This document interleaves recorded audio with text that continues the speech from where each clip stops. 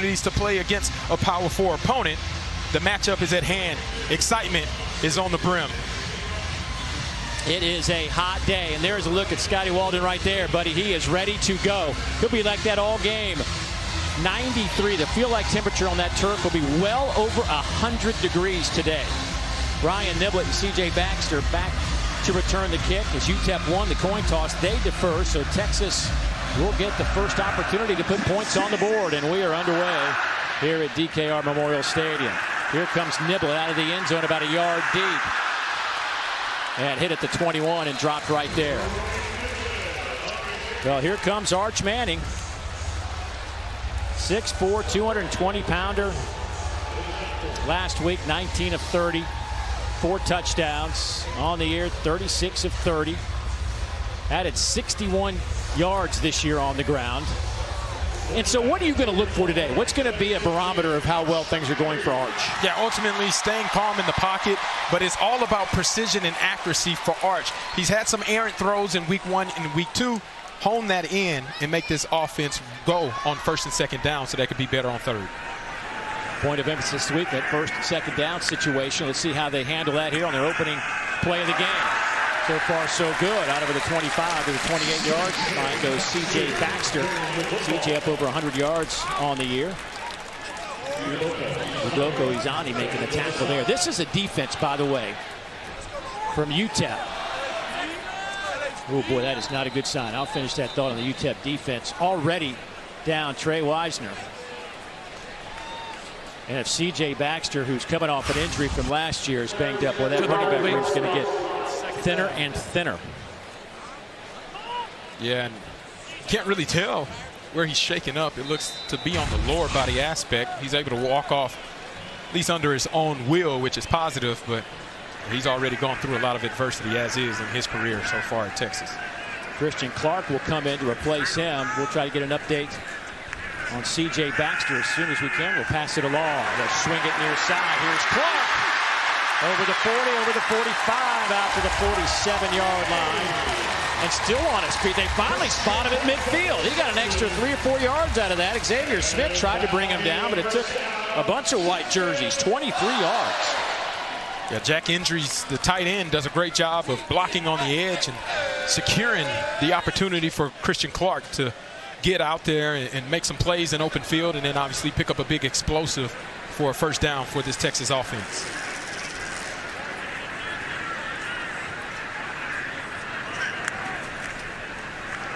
They'll hand it off again to Clark. Gain of a 2 on the play for the redshirt freshman out of Phoenix. And there's the pass play right outside. Jack Indries exposes the DB not wanting to come up and fill on that short pass, which creates open space for Christian Clark to go out and really showcase his dynamic ability in open field. Jarrett Gibson now in the game at running back. Straight handoff. He's to the 46 and push back. Micah Davey, their middle linebacker, who is just a tackle machine, coming in from McNeese. 5th-year senior out of Baton Rouge, Louisiana. Over 330 career tackles for Micah Davey. Yeah, you see Jarrett Gibson coming off to the sideline. Whenever you run into Micah Davey, it's like running into a brick wall. Micah Davey has been all over the place for this UTEP defense. On 3rd down and 6. Christian Clark. It's a couple of yards.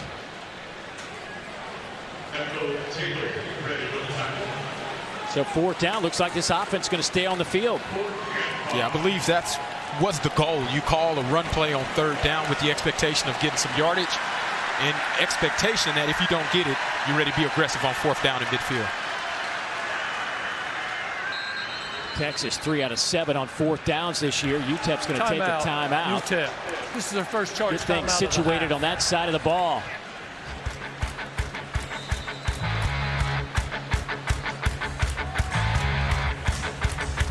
Extra. It changes the energy on the field and off. It changes the expectations. It changes the game. At Regions, we celebrate the extra that makes the SEC the definition of excellence, while our team goes the extra mile so your financial wins keep coming too. Extra changes everything. And extra is our ordinary at Regions, official bank of the SEC. Now We're Cooking is presented by Farm Rich. Meet the Ryans. A happy family on the outside, but from inside the pantry, it's a sad snacking reality. What's wrong with rice cakes? Most would argue it's not a snack. Like your kids. Bring out the Farm Rich! They wouldn't say that. We want real cheese. Jim Jr.? Yeah. Oh, cheesy. Let's get these guys some snacks. Come on!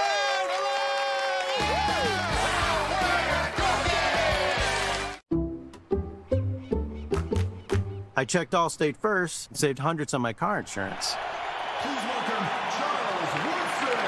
Unfortunately, I didn't check to see if anyone was watching before I stole cotton candy from a child. Checking Allstate first was really smart. Not checking the Jumbotron, not smart. Well, at least I checked Allstate first and saved hundreds. Was it worth it? Yeah. People said I didn't look like your average football player. He had more of an accountant look, but I saw the field differently. And when I started wearing Warby Parker glasses in middle school, it all just clicked. All of a sudden, he's reading playbooks on the bus. Having good vision changed my life. There was also a great mentor. I think it was the glasses. Yeah, maybe. La playa is Spanish for the beach. If you can't remember that, the word Corona also works. Corona, La playa awaits. Charleston is a city of many splendors. To get to know this old city in new ways, True South walks back alleys and strip mall suburbs, listening for different songs, searching for the tastes that define this place.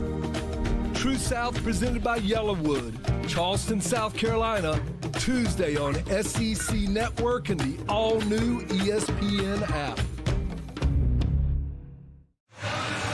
This UTEP defense has been fantastic this year. Look at the numbers. I know it's only 2 weeks in, but they have caused a lot of problems for two offenses at Utah State and UT Martin with getting in the backfield and being very disruptive.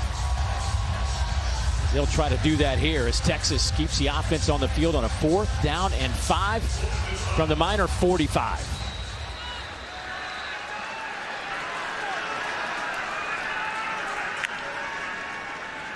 Miners have had 4 stops on 4th down this year, as opponents have tried to go for it on 4th down 6 times. Manning. Sidearm sling, and that one's a little bit behind Ryan Wingo. Boy, he had plenty of time. Yeah, he had the time, but you can't get into rhythm whenever it seems as though the combination of Arch Manning to Ryan Wingo isn't on point. You see the ball thrown behind him. That's an extremely difficult pass to make, going across your body, resets his feet, but it's just going against your body and the momentum that makes it that much harder to be accurate. And that's been some of the woes and the mishaps of this Texas offense, particularly with Arch Manning and Ryan Wingo trying to find a rhythm with each other. Well, another defensive stop now for UTEP, and here comes this wide open offense. They'll spread you out. They'll run a lot of tempo. Getting that first down on every drive is highly critical for what they want to do offensively. Ashton Emery, your running back, alongside Malachi Nelson. First throw is caught in Texas territory at the 46-yard line to Torrey Goins. But Malachi Nelson, former #1 ranked quarterback in the entire country in the ESPN 300 list, now on his 3rd school. Handoff right side, Emery, nothing there. I think he got right back to the line of scrimmage.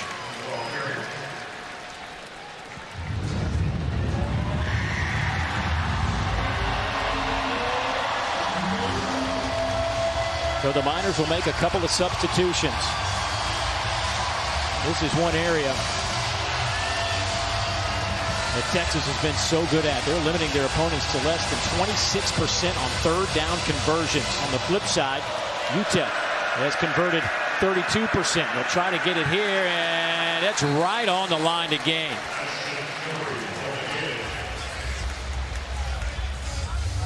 It looks like he's going to be just short. It'll be 4th down and inches, and the Miners will go for it on 4th down. Yeah, you see great push by that Texas defense. Even Tyler Scott, the defensive tackle, comes in and try to give extra push. It's just not enough. Texas defense prevails on 3rd down. Emery, right side, nothing doing. A brick wall formed at the line of scrimmage, and it's a turnover on downs, and the Longhorns will have it back. Again, what a tremendous stop by this defense. You see the push playing on the opposite side of the line of scrimmage, and then Ant Hill Jr., one of the most athletic linebackers, goes over the top to prevent Emery from getting any momentum by launching himself over the pile, and they meet. And that's where you see Texas defense really find a way to get off of the field in their stop of the day, as it seems like these two teams trading defensive blows on their first opening drives. Arch Manning and company back on the field at the 45-yard line.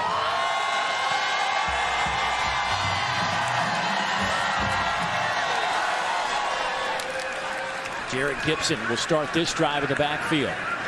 They'll fake the handoff there. Manning steps up, couple of hops, pass is caught. Parker Livingston, another big reception for the guy who leads this team in receiving yards, and now tied for the lead in reception to pick up a 22. Now you can see the play action at work there. Arch Manning comfortable in the pocket, and then precision and precise. That's what you see to his number one go-to target on the offense, Parker Livingston. That's the connection that has been so strong and solid for Arch Manning in this offense.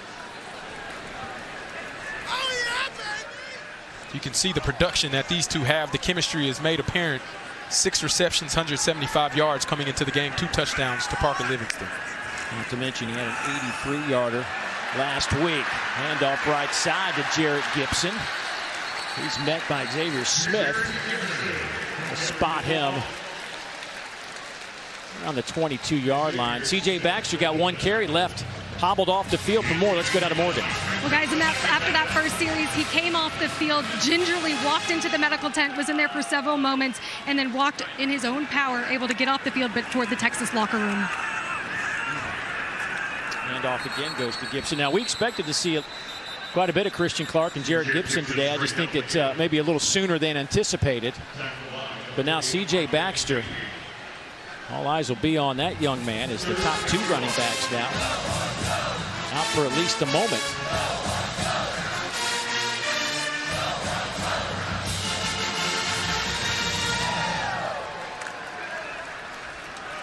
So a 3rd down and short coming up.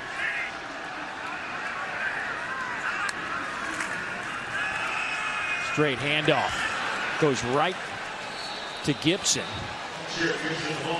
Neil Campbell came diving in there. It'd be the first Miner to get a helmet on him. And this will be 4th down and about a half yard, maybe a full yard. And again, Texas keeping the offense on the field. Yeah, I'm very curious to see. I think they try to force it in there with some play action, fake like they're running in the middle, and try to get somebody in the flats. Inside handoff goes to Gibson, where they kept Clark and Gibson in the backfield. They gave it to Gibson, who has the first down after a pickup of 7. They'll spot it at the 15. I like this misdirection. You motion a guy out of the backfield, try to lighten up that box. You find huge holes on the inside with DJ Campbell leading the way, and Jarrett Gibson picks up the first down for this offense.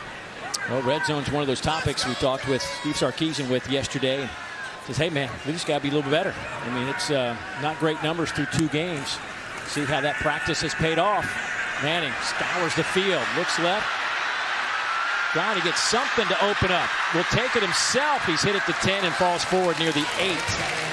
Dante Thompson chasing him down. That'll be a gain of 7. It's a great job by Arch, trusting in his teammates. First read isn't there, second read isn't there. Pull it down, go make a play with your legs. Quick snap, handoff right side. Christian Clark cuts it back near the goal line. They're going to spot him just shy, like inches shy of the touchdown. You see the push that this Texas offensive line is able to create. Christian Clark presses the heels of the lineman, cuts upfield, and just short of his first career touchdown as a Texas Longhorn, but he puts this Texas offense in 1st and goal from the 1. They'll line up in a traditional I formation. Getting the tight end in motion, work the left side. Flag is down at the line of scrimmage. Neil Campbell hits Clark in the backfield. Looks like that might be offside. Offsides on the defense. UTEP.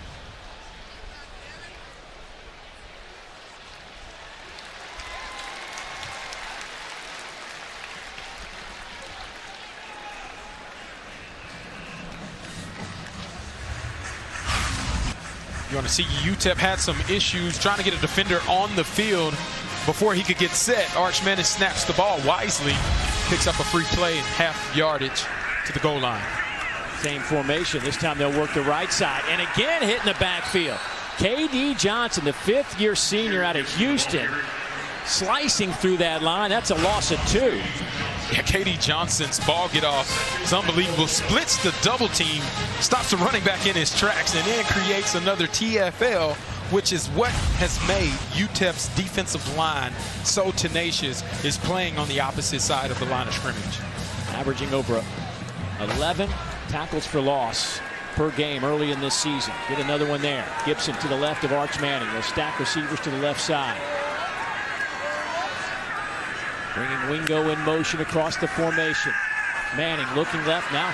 Coming to the near side. Throws it up in the air for Wingo. And a flag comes out. Dante Thompson back there in coverage. Seem to be tussling with each other as the ball was in the air.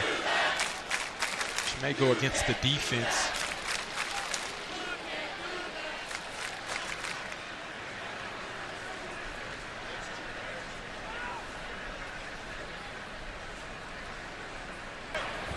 There are 2 fouls on the play, both by the defense. Holding on the defense, number 10. That penalty will be accepted. Pass interference on the defense, number 12. That penalty will be declined. 1st down. Well, what do you make of this, Fozzie? Yeah, you see one-on-one. Arch Manning trying to make a play. Has his hands right on Ryan Wingo, and I don't know, I kind of like that defensive play there. Let those guys play together, but the holding is the one that was called and accepted by this Texas offense. Boy, Scotty Walden came flying down the field to get a timeout. Second one here in the 1st quarter for the Miners, trying to come up with a big stop. Texas knocking on the door. Buy one Sonic Smasher and get another free. That's right, buy one hand-smashed Angus beef Sonic Smasher and get another free. It's the dual threat quarterback of burger deals. Buy one, get one free in the Sonic app. After careful consideration, I've decided to take my sponsorship talent to the SEC. Nope. Sorry, this would have been a lot cooler if I could actually put this hat on my head. Sanderson Farms, official chicken of the SEC. GSSI profile complete. How much sweat are you willing to lose? Because when you do that, you can surpass the hype. You can inspire generation after generation. You can compete against anything. So how much are you willing to lose? That's how you know. Hey now, say now. How much you willing to win? Hey now, say now. Hey now, say now. T-Mobile is the best place to get the new iPhone 17 Pro. Hold on. Is this big enough? We should have music, lights, banners. I mean, you gotta feel it. Get the most powerful iPhone ever on the best network. I sure dance. Get fired up. At T-Mobile, get the all-new iPhone 17 Pro on us. Pre-order now on the best network. I got rhythm. I got rhythm. No more coffee for Zoe.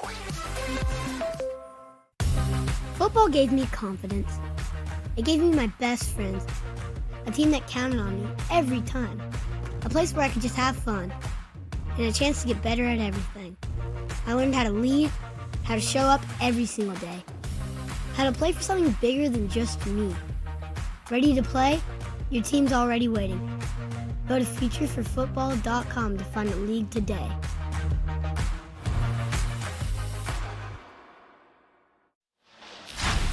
Well, now it's time for kind of a big deal brought to you by Old Trapper. Red zone issues for Texas. What's going on? Yeah, ultimately they haven't been able to punch the ball in. You see 4th and 1 against Ohio State, the second time that has bitten them in the butt. Another opportunity, week 1 against Ohio State, 4th down, try to go his favorite target, he can't find it. And then this is just last week, Arch Manning makes an ill-advised throw. It creates a turnover for the opposing team. Sark mentioned, hey, be smart there, tuck the ball. It's early in the downs.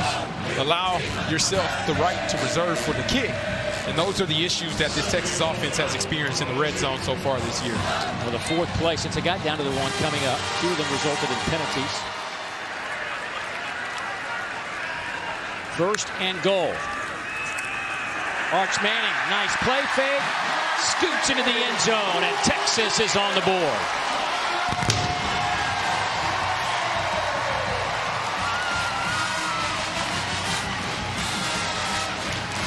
A beautiful design by Steve Sarkisian. You fake the inside dive, which they have shown you a couple times before, and then Arch Manning is able to use his athleticism, looking like his grandfather, Archie Manning, getting around the edge and scoring the first touchdown of the day. Texas Longhorns up 6 points now after that run. Second rushing touchdown of the year for Arch Manning as Mason Shipley comes onto the field. Transfer out of Texas State. Attempting the point after. It is up, and it is good. So Texas strikes first. Arch Manning tried to throw for it a couple of times and says, you know what, I'll just take this myself. 7-0 Longhorns.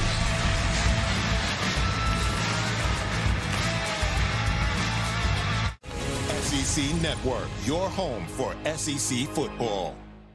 Effective, healthy blood pressure support takes more than innovation. It takes vision. At Human, our plant-based supplements are scientifically formulated to support the center of your health. And at the center of Super Beats Heart Chews, healthy blood pressure support from clinically studied grapeseed extract, sustainably sourced from southern France, with delicious pomegranate berry flavor, supporting your blood pressure and heart health, and all the moments your heart beats for. Get a free month supply plus free shipping on all bundles at livehuman.com. These days, you've got 2 choices, buying a new car or making the one you've got run like new. That's why we have thousands of ASE certified technicians to help you get more out of your car. Firestone Complete Auto Care. Zaxby's just dropped new lemon pepper, so you can get that zesty lemon and cracked black pepper flavor you love on the chicken you love. Lemon pepper fans, this one's for you. Zaxby's Lemon Pepper Dry Rub. Who's got the sauce? Zaxby's. We, as in, we are all in this together. Love for the game, the grace, and the grit. And that may be the key to being great. It, the believers, sides, and scenes that make it all even better. Here it's a Gator, man. He's scaring me. Here, this place, this moment. Listen up, people. And here, the home of the SEC, SEC Network. Great work starts with a great workspace. That was the idea behind the original Veridesk, and it's the inspiration behind everything we do. From our latest standing desks and ergonomic seating to free shipping and fast assembly. We create a workspace that works for you, so you can feel your best and do your best. Get our best deals now at Veri.com. See, toe fungus is not just an embarrassing cosmetic problem. It can also be dangerous. Even small spots can spread and get worse. Drugstore remedies and prescriptions just don't get to the root cause of your fungus. That's why this simple 2-minute hack has gone viral. You can check it out at crystalflush.com. It works by deeply penetrating and disrupting the cellular structure of the fungus. Thousands are literally wiping their fungus clean and showing off their toes again. And now you can try it totally risk-free. Go to crystalflush.com. SEC Network Football is presented by Salted Caramel Toffee Iced Coffee for only $2.99. Live free. Eat Sonic. It is a warm day down on the field at DKR Memorial Stadium here in Austin, Texas. Wouldn't know it by the energy in the stands. These folks hoping for another trip into the college football playoffs and get through the semifinals into that championship game. It looks like a knee was taken Thomas, and when he went down to pick up that football. Rolling on the field as the runner's knee was down. It's first down. Well, our Week 3 SEC Network football lineup is capped off by Vandy in 11th-ranked South Carolina at Williams-Brice Stadium at 7:45 Eastern Time. It's also available on the all-new ESPN app, so you can watch anywhere. And don't forget that coming up after that game tonight, it'll be SEC Now, Dari Noble, Chris Storing, Benjamin Watson. They'll take you through the biggest stories of the day and break down all the games. It's also available on the all-new ESPN app. Vanderbilt's lost 16 straight meetings to South Carolina. And they're looking for their first 3-0 start since 2017. That'll be a good one tonight. Oh, yeah. I'm excited to see that. And again,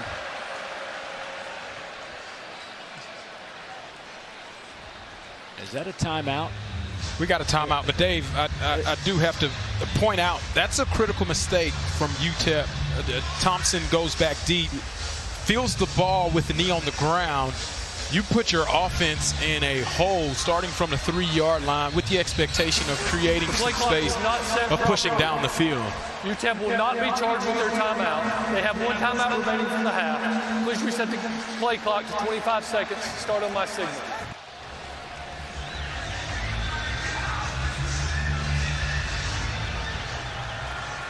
So 5:26 to go here in the first quarter. Texas leads by a touchdown. And now Malachi Nelson and company backed up. Handed off left side, goes to Ashton Emery. 4 touchdowns on the year, averaging a tick over 4 yards per carry. Big hit by Jelani McDonald on that defensive end.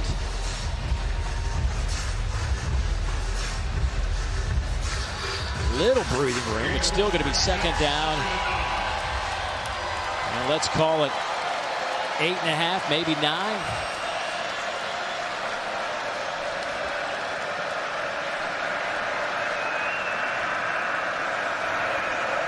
Take it to Emery. Sling it to the outside. Kenny Odom trying to turn the corner. Odom out to the 10-yard line. Grayson Littleton, the true freshman on that back end out of Tampa, Florida. And that's where UTEP gets very creative offensively. You see an end-over formation, receivers, everybody that's eligible all on one side of the formation, create number games, try to get Kenny Odom on the edge to pick up some valuable yardage and some breathing room for this UTEP offense.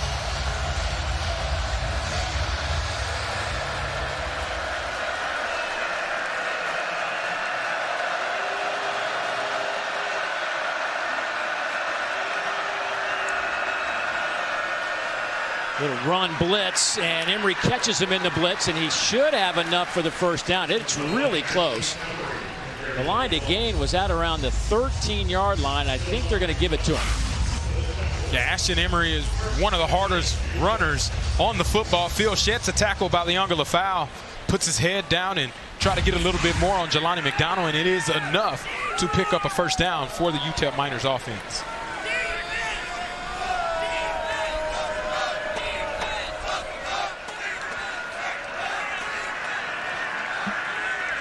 Can take a little bit of a deep breath here.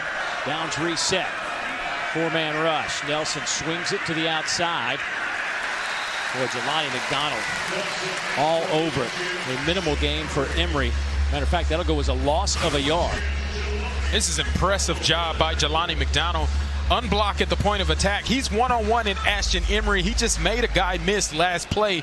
Jelani McDonald now on his third tackle in a row, saying, not today.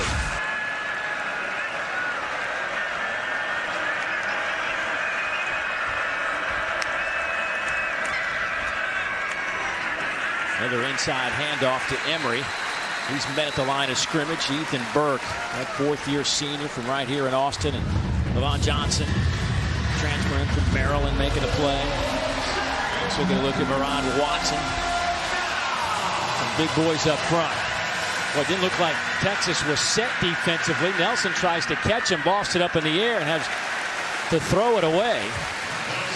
Pressure came from Hero Canoe. Texas just got away with one right there. They had two guys coming off the field that just got out of bounds before the ball was snapped, but confusion, defensive line not set. Thankfully, they were able to get into their base coverage or call on their behalf to be able to rectify the situation and force an incompletion for fourth down. Miners will have to punt it away. Noah Botsford, a transfer in from Valdosta State, averaging over 48 yards per punt, sends it away to Ryan Niblett. This is very returnable at the 47-yard line. Niblett cutting it back across the grain, and he is stopped at the 31-yard line. So a short field coming up for the Longhorns with 2:12 to go here in the first quarter. This is how you flip field position. You get a guy that's dynamic and in space. He feels the ball on the move. And you got blockers in front, makes a guy miss, lowers that shoulder. Anytime you can get double-digit return on a punt, and you're doing something very well, it sets up this Texas offense already in position to be in striking range. 22-yard return. Arch Manning, 2 of 3, 45 yards, has a rushing touchdown to his credit. Still waiting on that combination of Manning to Wingo to get on track. How about a little reverse to Wingo? That one was snuffed out immediately by the Miners. Justin Content on the back end. That sophomore corner. Loss of 2. Yeah, Content was ready for this, coming off of a big return. You got to stay at home. Keeps that leverage. Then one-on-one. He's able to take out the legs of Ryan Wingo and create another TFL for this UTEP defense.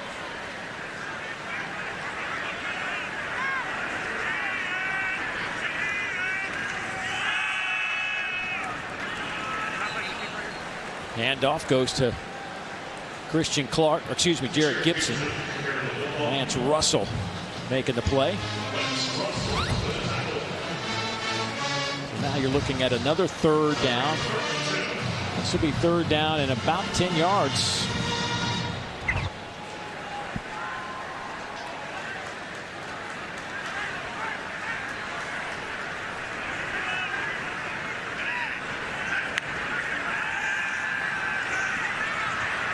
Coming near side, gets that one to Clark. He's hit at the 25, breaks a couple of tackles, diving for that line to gain, and he may have it.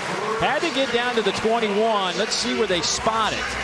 Looks like he might be a little bit short of the line to gain by maybe a yard. Yeah, what a tremendous effort. Arch Manning finds Christian Clark in open space. He lowers that shoulder but keeps those legs driving. Low center of gravity and dynamic ability that he has to make people miss. Showcases why Texas is really high on Christian Clark.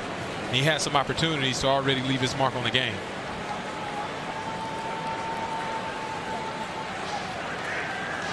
Fourth down and a yard.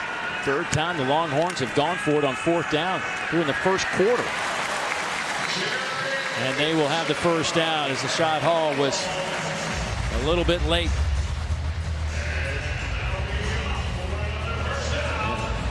That will do it for the first quarter. Texas with an Arch Manning touchdown from 2 yards out. Lead it by a score of 7-0. Second quarter football coming up as the Longhorns trying to stretch this one out.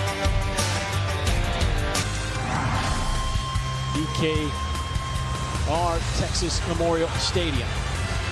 It is 7-0. Texas out in front.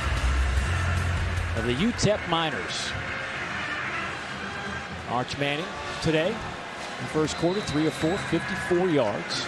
Texas has had the football for over 10 minutes of that first quarter, and they continue to possess the football here inside the 20-yard line. Jared Gibson in at running back. He will hand it to the sophomore out of Gainesville, Florida, by way of IMG Academy. We'll look at some of these first quarter numbers for you, and as you might imagine, it was dominated time of possession, plays, yards, score by the Longhorns.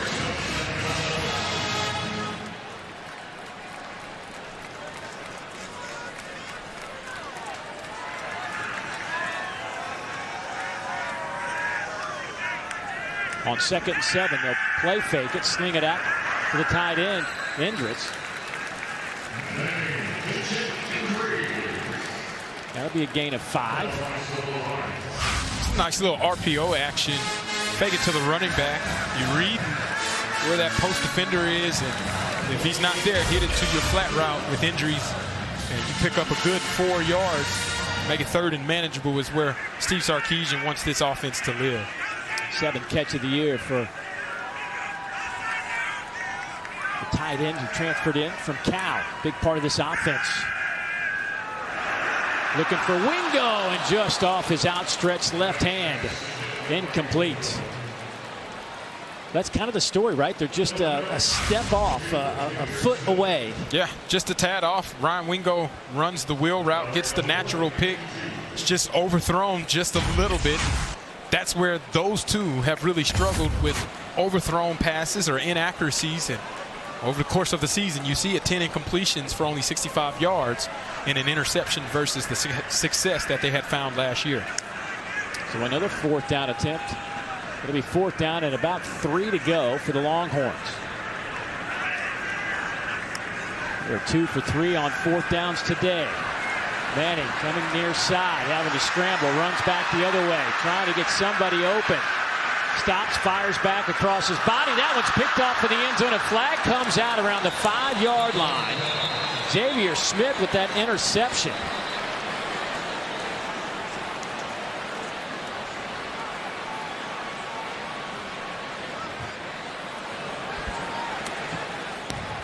An eligible player downfield. On the offense, number 73. That penalty is declined. First down, UTEP. Wow, so UTEP with a huge turnover in the end zone will get the football back. And again, the red zone woes continue. Arch Manning doesn't like his first read. Tries to reverse field. Anytime you throw it across your body, bad things typically happen. UTEP able to capitalize in the end zone. First down, Miners. $7 for coffee? Nah. How about Sonic's salted caramel toffee iced coffee with cold foam for only $2.99? It's the fancy without the pricey. You want to live free? Here you leave today and enter a world of... Other worlds! For whatever you love, infinite worlds await.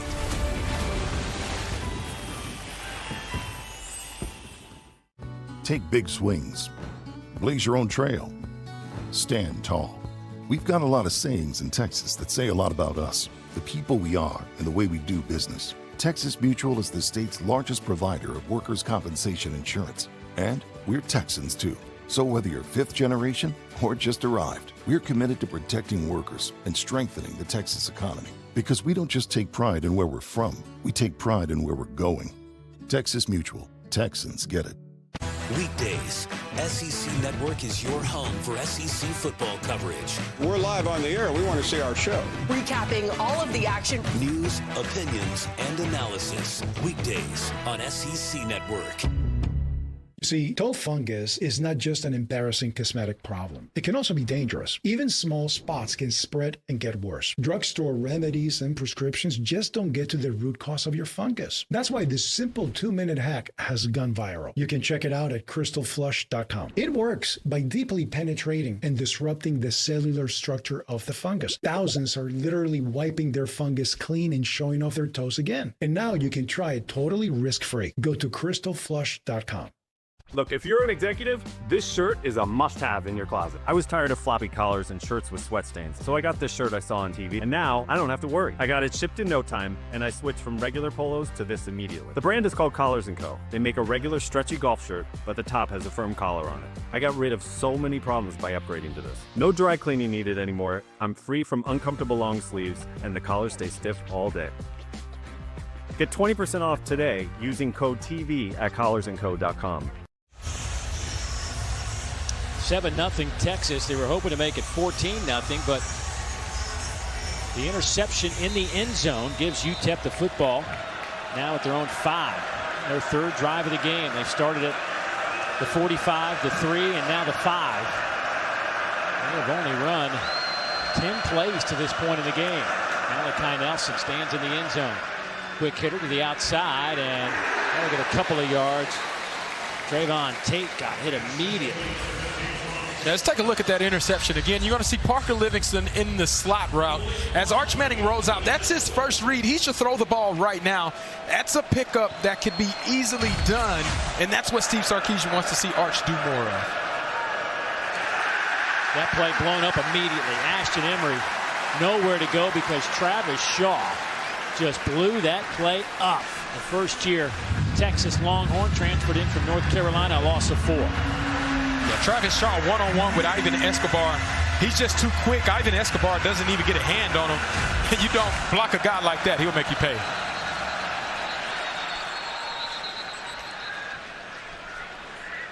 Well, this is when this Texas defense is so dangerous.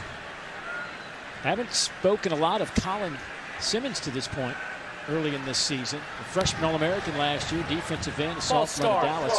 On the offense, not all 11 were set prior to the snap. That penalty is half the distance to the goal. It's third down. Colin had 9 sacks a year ago as a freshman. Came out and said he wanted to set the single-season sack record. Well, he better get going. Yeah, and better believe a lot of attention is going to go his way on this third down, backed up in their own end zone. Colin off that edge. Standing up, wearing number 1, ready to go. Emery in the backfield along with Nelson. Here comes Simmons. He just does miss Nelson. Pass is complete. They'll pick up a few yards, but that is a long way from where they needed to go. Malik Muhammad back there in coverage. Check out this inside move by Colin Simmons.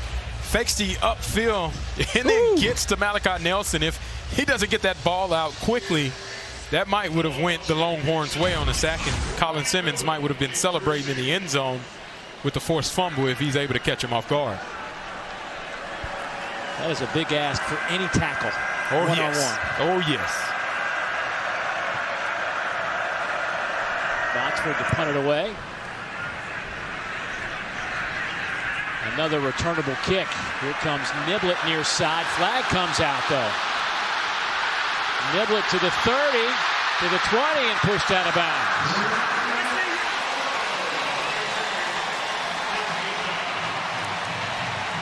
Niblett with a great return, but it might be coming back, Dave. We see some yellow laundry on the field.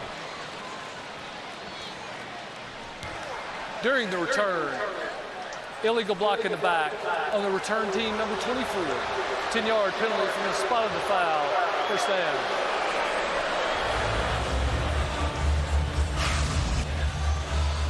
See, check down in the middle of your screen. Warren Robinson just extends that hand to try to aid in blocking his defender, but ultimately whenever you extend and push in the way that you did, that's an easy call the referee are going to make every single time, which has cost the Longhorns this season with a number of penalties that they had, 12 just a week ago, in their outing against San Jose State.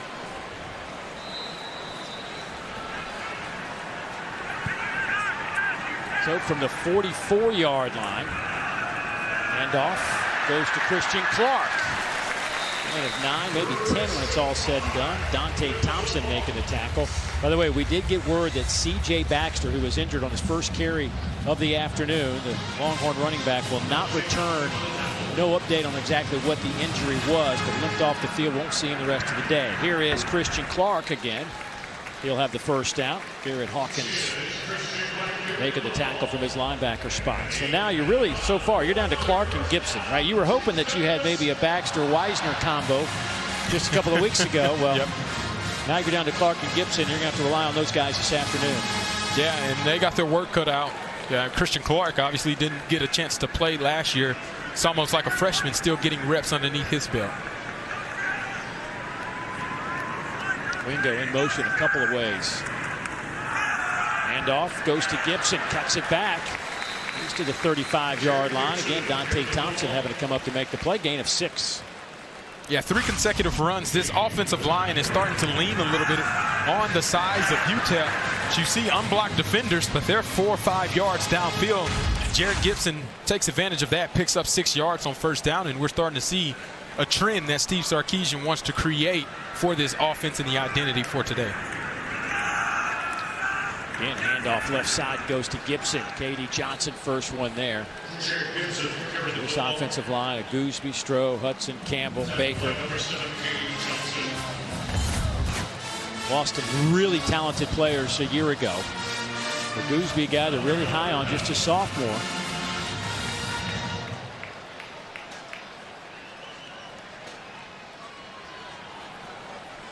They go 312, 340, 308, 321, and 308 up front.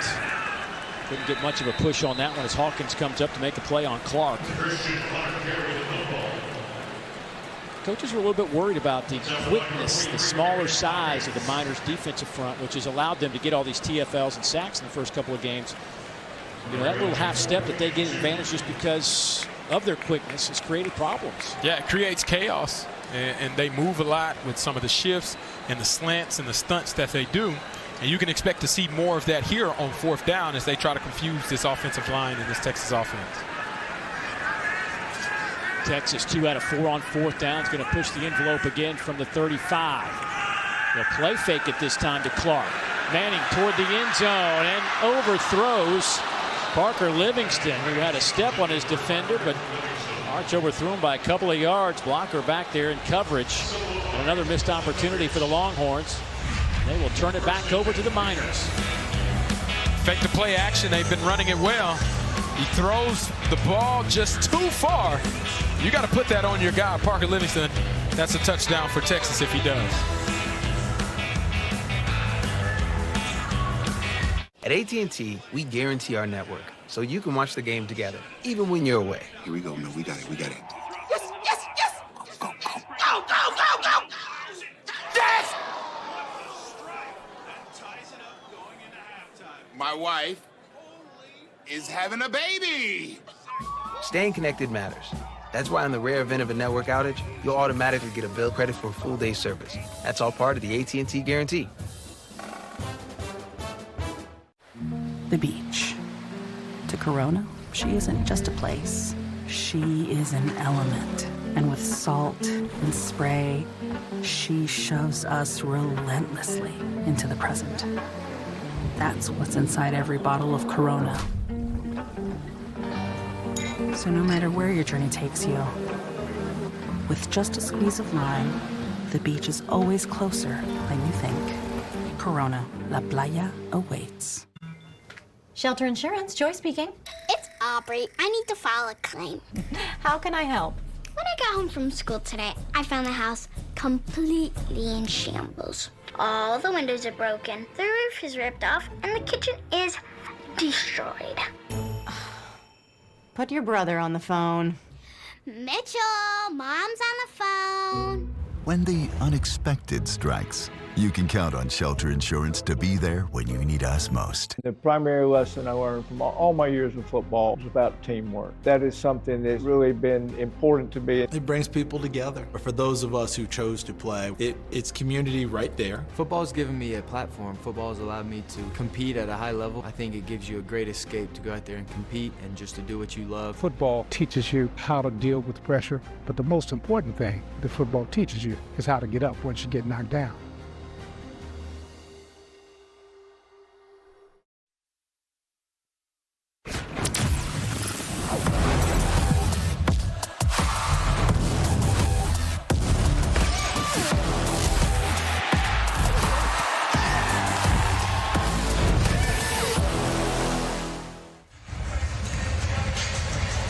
Well, welcome back to SEC Network Football.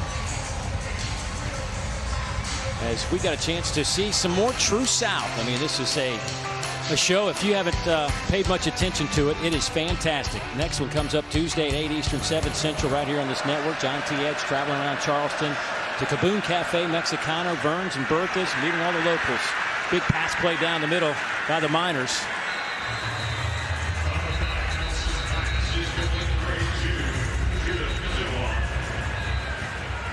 We got a flag on the field on the far side. We'll see what it is.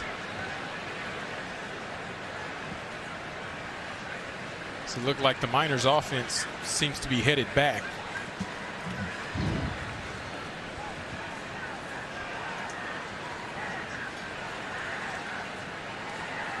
That was clearly the biggest play for UTEP this afternoon. Yes. Well, you don't want to have that one erased by a penalty whenever you're trying to create some momentum. Holding on the defense. That penalty is declined. First down. So Judah Nzinwa comes up with a big reception. The redshirt junior transferred in from San Antonio Junior College. Yeah, here's the rhythm that we talked about. Malachi Nelson needs to have in order to get this offense rolling. And Nzinwa does a great job of drilling it in, using his body to keep himself in between the ball and the defender. Cradles it in, and a big explosive play for this UTEP offense. Hassan Wilson in the game at running back.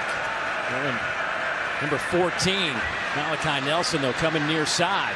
Throws back across the middle. Not a good pass. Right into the belly of a Longhorn defender. Jelani McDonald with the interception. 14-yard return, and Texas with the defensive stop, and they go to celebrate in the end zone.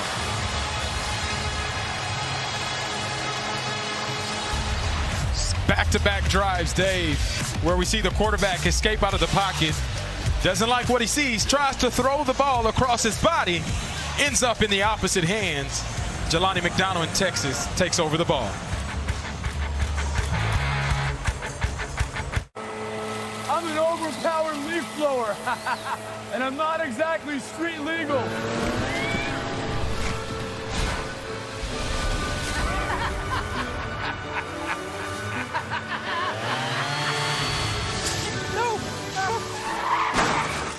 And if you don't have the right auto coverage, this could really blow your budget. So get Allstate, save money, and be protected from mayhem. Yeah, like me. I never thought this would happen. I never thought this would happen. I never thought this would happen. We got you. We got you. We got you. When the unexpected comes calling, call the one team prepared for what no one can predict. We got you.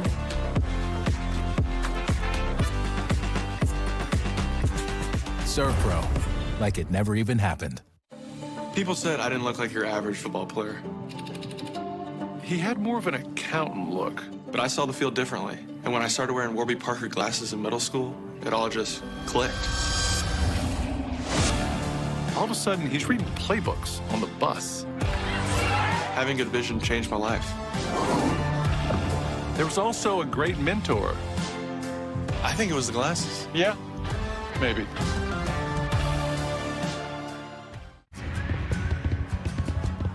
Thursday Night Football on Prime. It's on. This week, an AFC East rivalry ignites as the Miami Dolphins battle the Buffalo Bills in a heated division showdown. There he goes again. Can you believe this? Breaking tackles through the middle. James Cook. Stream Thursday Night Football. Dolphins, Bills at 7 p.m. Eastern, only on Prime. When I wake up in the morning light, I pull on my jeans and I feel alright. I pull my blue jeans on. I pull my blue jeans on. I pull my blue jeans on. I pull my blue jeans on. Wrangler, life. SEC Saturday night on SEC Network. Well, both of our quarterbacks who came out of the class of 2023 as your top two signal callers have both thrown an interception today. Yeah, Arch Manning obviously trying to create a play on 4th down, throws across his body, ends up in an interception in the end zone, and almost the exact same thing, Malachi Nelson throwing across the body, and it turns into a turnover. Manning hit as he throws, and that one's incomplete. Trying to hit Jordan Washington, another one of those tight ends. I mean, there's like 5 tight ends we could see today. That room is full of talent. Yeah, Steve Sarkisian has spoken highly about Jordan Washington and getting him the ball, but being able to protect at the point of attack gives Arch Manning an opportunity to complete that pass under pressure is the reason why it fell incomplete. Manning 4 of 9, 58 yards. Does have a rushing touchdown. We'll throw it here. And misfires on Wingo again. And Wingo was open on his break. For more on Arch, let's go down to Morgan. Well, after that overthrow in the end zone, Livingstone came over and picked up his quarterback saying, "It's all right, man, we got this." These two, they're roommates, and on weekends we're told there's zero football talk, but midweek after hard practices, they really harp on the game plan. And you know who were also some pretty great roommates, guys, the McCoy and Shipley connection, an unstoppable duo, and Livingston telling us we're not quite at that level, but we're going to keep growing our relationship and connection, and goal is to be better than they were. Well, Manning here trying to send one down the field, and that one is incomplete. Two Longhorns right in the same spot, and that'll be a stop for the Miners. Yeah, just miscommunication. Both Ryan Niblett and Jack Entries are in the same spot. They actually collide and hit each other and force the incompletion there. And this is not the offense that Steve Sarkisian envisioned, making incremental steps moving forward.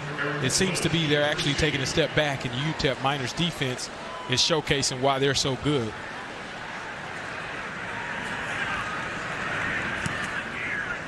Bomeister punts this one away. Eric Willis back to return it, makes the catch, breaks a tackle. Maybe gets a yard or two out of that return, and a chance for Malachi Nelson to hit the field one more time. Malachi Nelson, boy, he came out of high school. You guys began him out as their #1 quarterback, but a lot of people didn't know this back in the day. His senior year of high school, he played with a torn labrum. The 2-time California Gatorade Player of the Year, wanted to play that senior season, did so, said it was miserable. He gets surgery. He gets healthy enough to participate in spring, but not healthy enough to really compete. Loses the backup quarterback job at Southern Cal. Then transfers to Boise State. Thought he was going to get a shot there. Didn't get that job either. Transfers here to UTEP. Had to earn the job. Was not the starter out of spring practice. Scotty Walden telling us yesterday that he knew he wasn't the best quarterback coming out of spring. Spent a lot of time talking with the staff. What do I need to do to be better? They gave him a whole list of things, and he came back for fall practice and worked on all of those things and was a completely different guy. Mindset was right and really was the best quarterback throughout fall and won the job. Yeah, one uncharacteristic throw by Malachi Nelson, trying to throw across the body, but overall, throughout the course of the season, he's played fairly clean. That's what UTEP has to continue to do, is build off of those clean performances. 4-man rush will flush Nelson out of the pocket. Pass is away and caught at the 24-yard line. So it'll be 3rd down coming up. Eric Willis on that reception. One of the nugget about Nelson, you know, he originally had committed to Oklahoma, where Lincoln Riley was the coach. Caleb Williams was the quarterback. Then Lincoln Riley gets the job at SC. Caleb goes with him, and so did Nelson, at least for a year. Kenny Odom, he is wrapped up as he got to the 25, thrown to the turf, and he'll be 3 yards shy the line to gain. Anthony Hill Jr. on the play. We'll see how aggressive Coach Scotty Walden wants to be, all the way inside his own 30-yard line. I mean, it's 4th and short. And, I mean, it may not be nothing to lose for him. I take that back. He may have decided it might be best to try to flip the field position, but this is where trick plays on special teams can really hurt the opposing return team. Look, his defense has played well. Why not punt it away? Try to get another stop. Botsford's punt takes a favorable Miner bounce. Flags come flying around midfield as one of the Miner players was just blocked all the way into the bench. I mean, into the bench.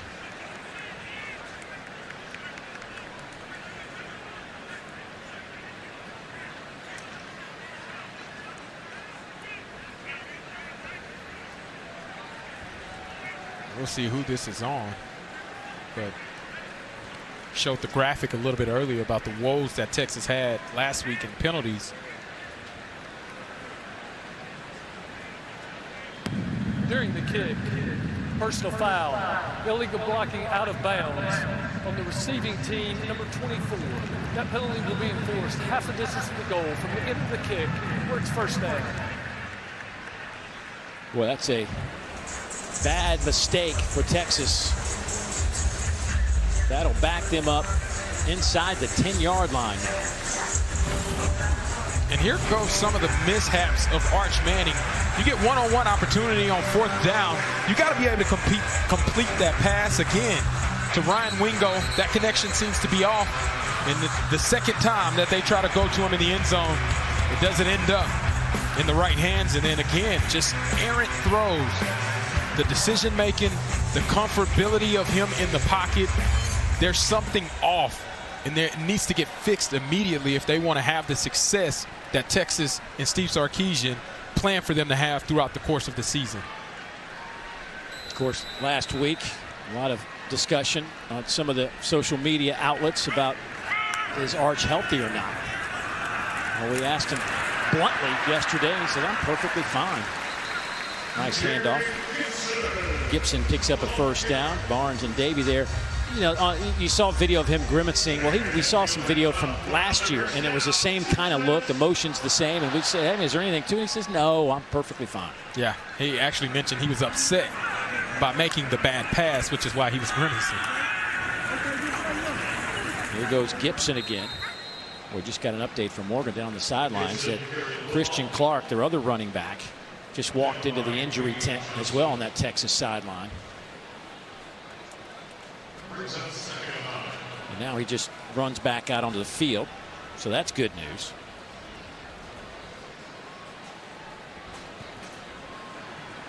Probably had an equipment adjustment he had to make. Looks perfectly healthy here as he gets to the 20-yard line. Once again, C.J. Baxter out for the rest of this game. Got hurt on his first carry this afternoon. Limped off the sidelines and haven't seen him since, and we're told that he was done for the day. So it'll be the Clark and Gibson show. We might see a little James Simon along the way, but so far it's just been Clark and Gibson, a redshirt freshman and a sophomore. And it speaks to Morgan's report how inexperienced and youthful this offense is. And again, they have an opportunity to step up as they try to complete their first down on the day. 0 for 6 on 3rd downs. 4-man rush. Manning is flushed near side. Throws it down. That one is through the hands of his intended target. Looked like Emery Winston was the intended receiver, and that could have been picked off. Yeah, and again, Arch rolling across his body. He's trying to make a play, and it's just a little too high for Winston, and it almost turns into another interception for the UTEP Miners. But the Miners defense holds. That again, 0 for 7 on 3rd down. It's been the woes and the topics of what Steve Sarkisian has been trying to address with this young offense and getting that chemistry and balance down. Well, Amari, the 4th tight end we have seen today. Willis back to return, calls the fair catch at the last moment. Boy, almost didn't get that right hand back down in time to catch the football. A 59-yard punt, obviously no return, and that is where the Miners will have it. Well, here's our all-new SEC Network fall football weekday lineup from Monday reaction to Friday previews. We have you covered throughout the season. Every show is also available streaming on the all-new ESPN app. There's a lot to cover throughout the week during football season. That is a busy Charlotte office.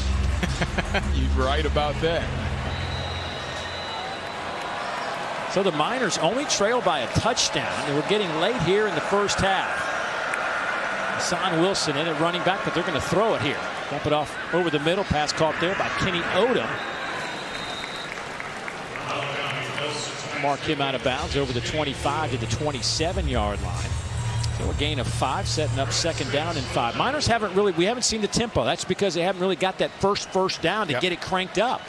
Well, getting the ball to a guy like Kenny Odom, that'll get you some positive yardage. That's Malachi Nelson's go-to and a tremendous playmaker for this offense. Here goes Hassan Wilson. Turns the corner. Hassan had a 94-yard touchdown run in his last game. This time he's tripped up in Texas territory by Michael Tapp, but another substantial gain. 30-yard pickup. Yeah, beautiful design by Scotty Walden, bringing his running back in motion and then hitting the jet sweep zone. Hits it up, big play. Here's some of that tempo. Pass is caught inside the 30 down to the 29-yard line. That'll be another Miner first down, pickup of 14. Torek Goins with that reception. 6 catches on the year for Torek. First down and 10, UTEP. 4-man rush. Nelson is dropped back at the 35-yard line. Boy, that pocket just collapsed in a hurry. A loss of 5. Yeah, you can see Zena at the bottom of your screen to the left using that long arm and stab. This is a guy that's 6'5", 262 pounds, getting an opportunity as a redshirt freshman to make his presence felt. And one way to slow down tempo, it's create negative plays, and that's what Zena did there. First sack of the year for Umazalo. High throw. That one sailed over the hands of Kenny Odom. So now it'll be 3rd down and 15 coming up. Malachi Nelson, by the way, 10 out of 13, 83 yards, no touchdowns and an interception. Arch Manning, 4 out of 12, 58 yards.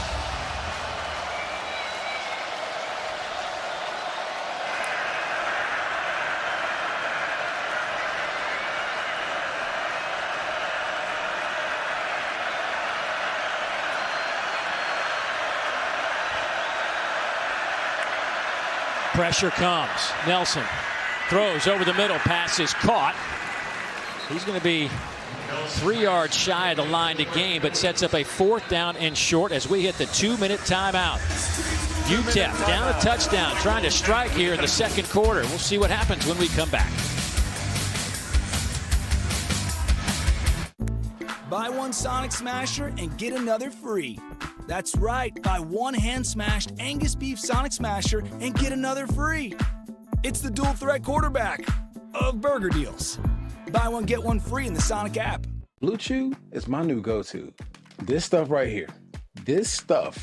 right here has changed my life. This is something that you definitely want to add into your inventory. But just be ready. One thing you're not going to do is regret getting it. Extra. It changes the energy on the field and off. It changes the expectations. It changes the game. At Regions, we celebrate the extra that makes the SEC the definition of excellence, while our team goes the extra mile so your financial wins keep coming too. Extra changes everything. And extra is our ordinary at Regions, official bank of the SEC. Charleston is a city of many splendors. To get to know this old city in new ways, True South walks back alleys and strip mall suburbs, listening for different songs, searching for the tastes that define this place. True South presented by Yellowwood, Charleston, South Carolina, Tuesday on SEC Network and the all-new ESPN app.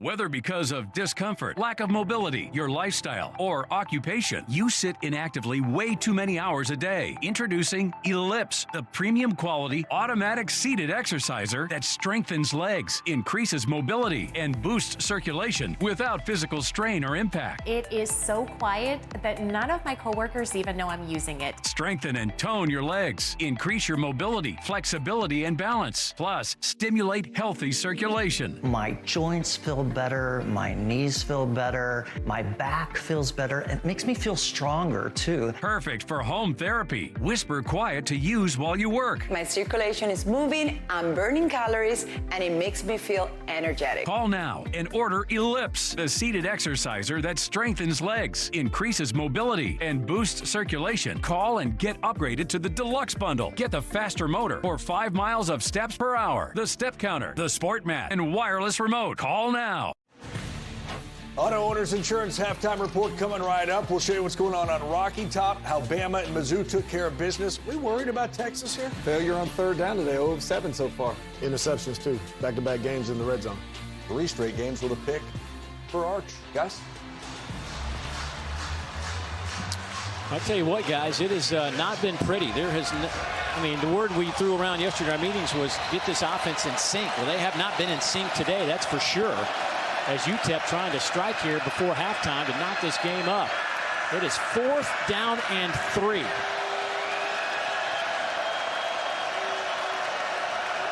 Miners are 0 for 1 on 4th down today.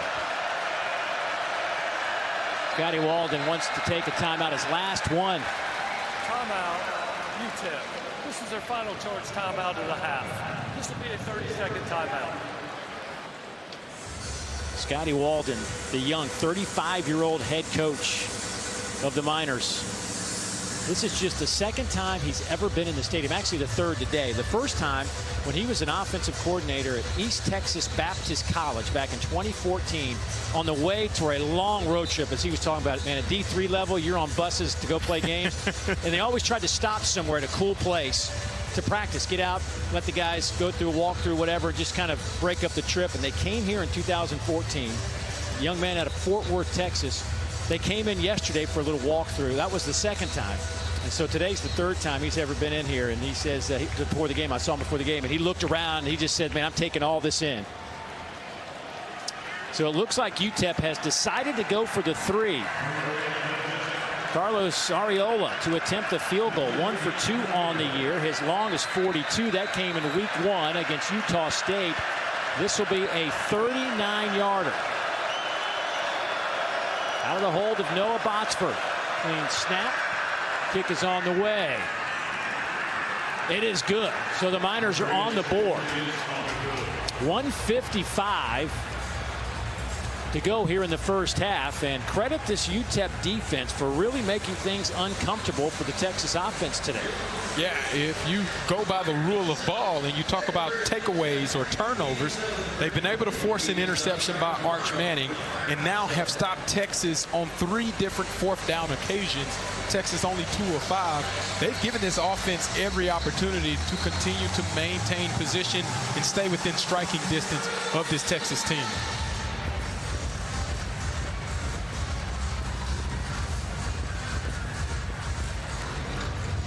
Well, you're watching SEC Network football presented by Sonic. As we see what Steve Sarkisian's trying to draw up for his club.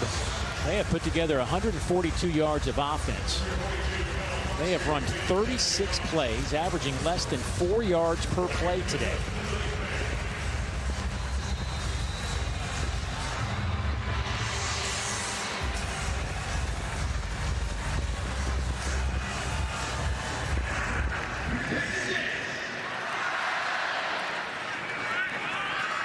Coming out of the end zone, Ryan Niblett hit at the 20. Hit again and again and again, driven back to the 20-yard line.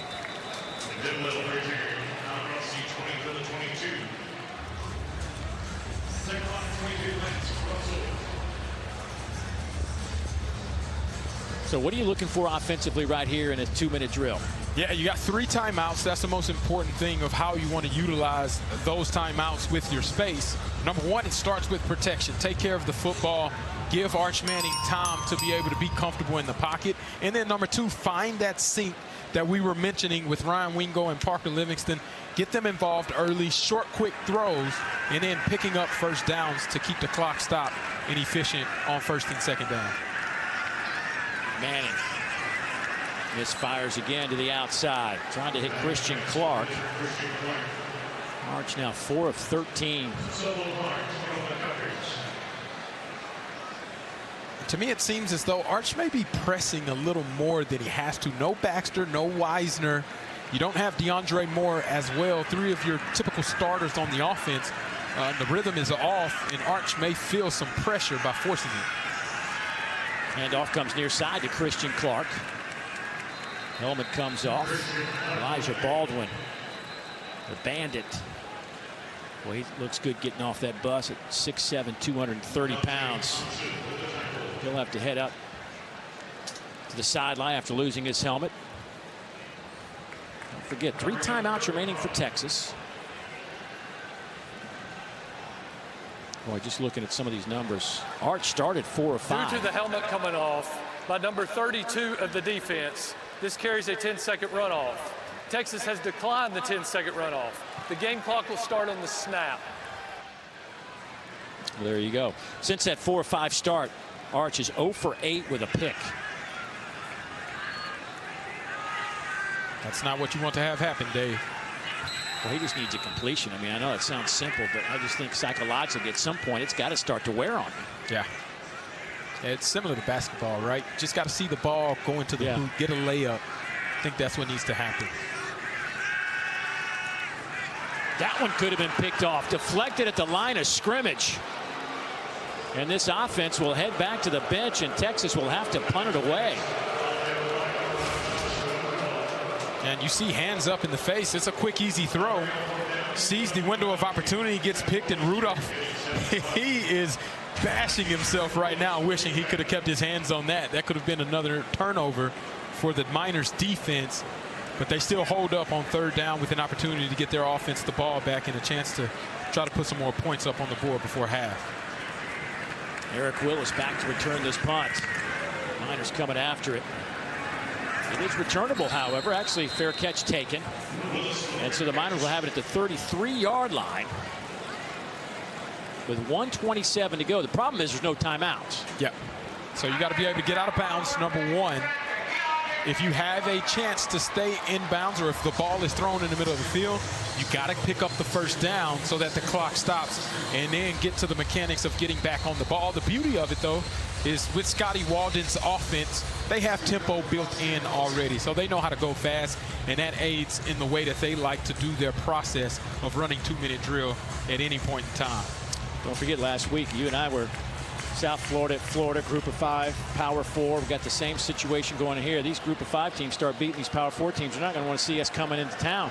Yeah, it's bad omen. You and I right now. Long way to go, though. UTEP, though, trying to make something happen here with no timeout. Boy, that's a quick hitter. Going to chew up some clock. That's exactly what Texas would want. 2-yard gain.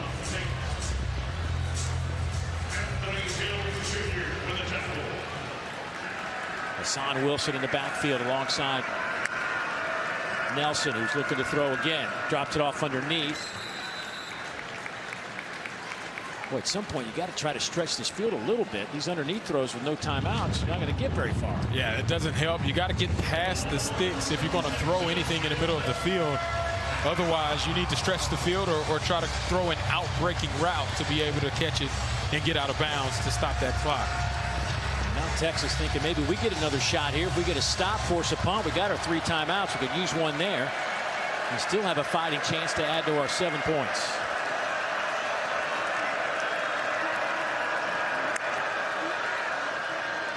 Hand it off to Wilson. Nowhere to go. He will lose a couple of yards in the process. Boy, Lianga, the foul with a big play and a perfect time. Number 16 getting it done. Number 18 getting it done. First charge timeout. Lianga's been great at being that Batman and Robin with Anthony Hill Jr. Leading tackler on this team, making his presence felt, getting that stop on 3rd down and calling a timeout to see if he can help his offense create some good field position. Great talking with Lianga yesterday. You know, we forget about the COVID because we're so much removed, but he was talking when he was in high school, Hawaii shut down. That's where he's from. He and 5 of his high school teammates had to leave the island. They went to Washington, the state of Washington, to play high school football for a couple of months and then went back to Hawaii. That was his sophomore year, so he actually got a couple of years back in Hawaii playing high school football. But, man, you just forget about some of those stories of what these kids went through. They all lived together. Yeah, the 5 lived together. Ryan Niblett kicks that one, watches that one kicked out of bounds. And there's a flag coming in a little bit late, some pushing and shoving back at the 35. I'm just kind of watching that as it was unfolding down the sideline.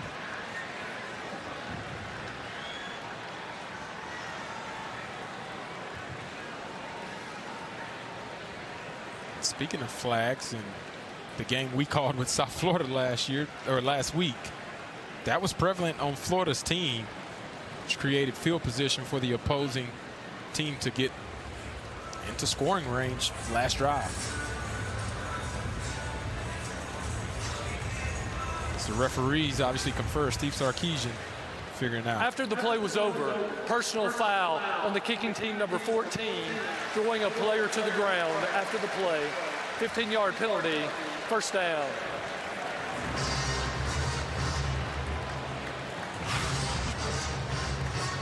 You're going to see here those guys getting into a tussle match, 11 and 14, and just throwing them down, which is silly as the ball already was punted out of bounds. The whistle had been blown dead.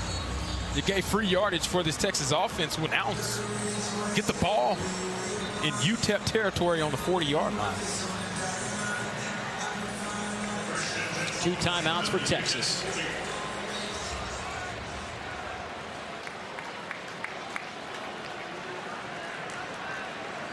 Jared Gibson will start this drive in the backfield.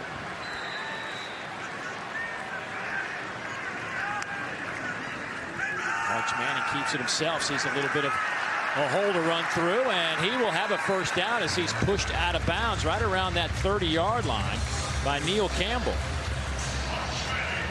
Maybe this will help get Arch Manning a little more settled. Utilizing his legs is something he's done very well. Maybe that finds a way to get him into rhythm. Help this offense get some first downs, first down. That first completion for Arch today was 23 yards at the 58, but they're going to keep it on the ground right here with Jared Gibson. He'll pick up 8 more. 38 seconds to go. Longhorns line up in a hurry. Arch Manning trying to run for it, and he is held up, and he'll lose a couple of yards. That's Solo Barnes on the back end with a nice play. Solo Barnes has made a couple solo tackles and impact plays already for this Texas team. Arch 1-on-1 tries to take that inside shoulder. Solo Barnes is not buying it. Stands up and flexes again and stick that foot into the dirt, slide a little bit, slip and slide records into that tackle. Solo Barnes with the TFL. That's where this UTEP defense is deadly and dangerous, is by playing on the opposing line of scrimmage and creating losses for those teams in the run game.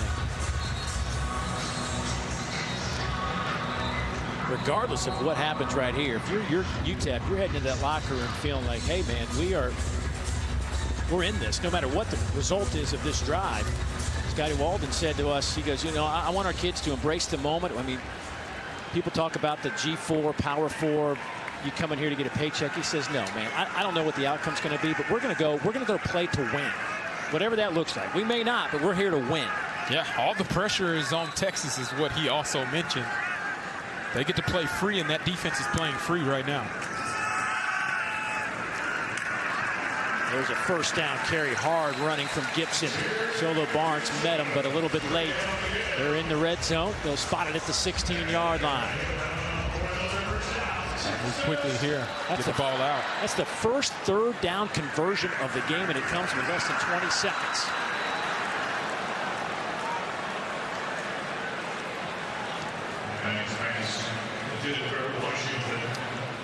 "13 seconds. Second down and 10. And for Texas there, that actually would have worked in their favor with Jordan Washington not being able to possess that ball. He falls inbounds. That clock would have kept moving, or they would have had to use their final timeout, which Steve Sarkisian probably wanted to save to set up a field goal opportunity if they need to. Manning has missed 10 straight. That streak is over. Pass is caught down to the 5-yard line. Goes Jordan Washington on that reception. That'll be another Texas first down. 6 seconds on the clock.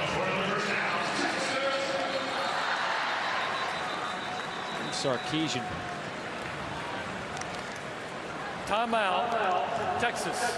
Wants a timeout. This is a final charge timeout of the half. This will be a 30-second timeout. He will get it. Do you take a chance and maybe one play toward the end zone? You have that time. With you being on the 5-yard line, it has to be a quick throw right now, maybe a back shoulder fade. It has to be in and out. And you better get one-on-one coverage on the outside. Otherwise, you take the field goal. With this offense and where Arch Manning has been struggling, trying to find that rhythm and being aggressive and staying aggressive shows the commitment that Steve Sarkisian may have in Arch Manning. And they may be discussing that at this moment to say, hey, this is what we need to do. Throw it quick. Give them a chance. If not, then we roll out our kicking team. But it's either your receiver or nobody comes down with that ball. So Arch Manning and company back on the field with 6 seconds to play. Christian Clark in the backfield. Miners trying to get a line. A little late getting some players in. Now they're set for some football.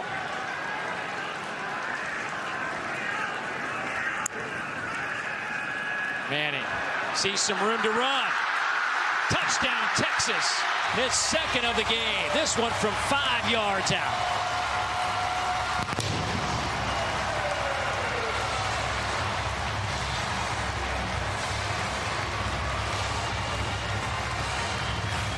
There you see Arch being able to look at his first target, Ryan Wingo.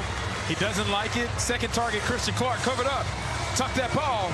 Take it into the zone, and that's what Steve Sarkisian wants to see. If it's not there, make a play, and that's exactly what Arch Manning did there.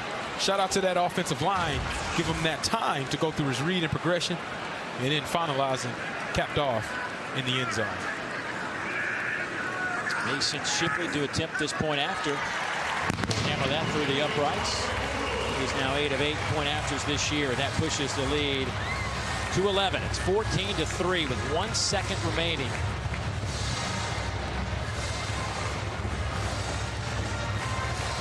Boy, did Texas need that little shot in the arm. But heard some dismay in the crowd on the previous possession as they went 3 and out and weren't able to convert on their 3rd down, and being able to go into the locker room knowing, hey, we found some momentum, we found some rhythm. Defense gave us a stop. We got a penalty to aid in the field position starting off. And that creates that kind of impact that you want to go into the locker room because UTEP gets the ball back in the second half. 7 plays, 40 yards. A little less than a minute on that scoring drive.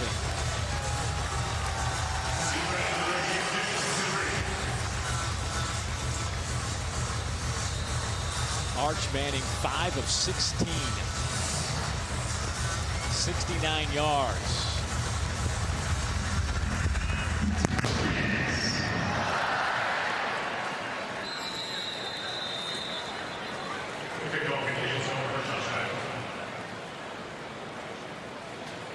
So that'll come out to the 25-yard line. But I think UTEP will just take a knee and head to the locker room. I don't know, Dave. I can see a draw or screen possibly see if happening. he can break one here. Hey, you just got to see, right? He's aggressive. Never know. Hand it off. Son Wilson went 94 last week. And we give it to him. Ashton Emery in the game at running back, however. That 94-yard run, longest play from scrimmage in UTEP history.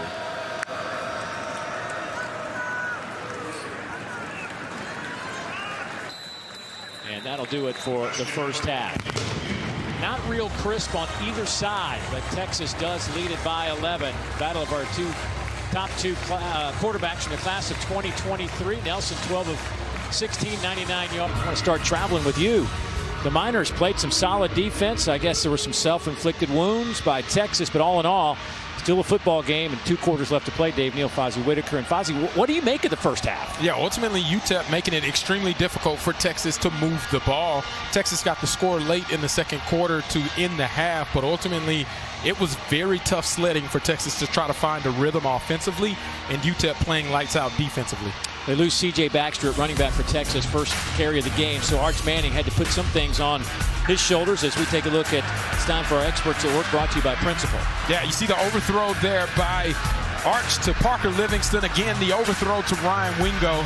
And then just bad decision in the end zone. But the thing that saves Arch in this Texas offense is utilizing his legs to be able to make a play.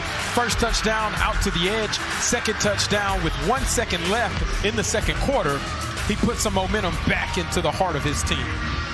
Well, it was a struggle in the first half. Arch had a stretch of 10 straight incompletions. And a fair catch called for gives us a chance to send it down to Morgan, who just moments ago caught up with Scott Walden. Coach, how does your defense continue disrupting the rhythm of this Texas offense? They're playing their hearts out. They're playing West Texas tough.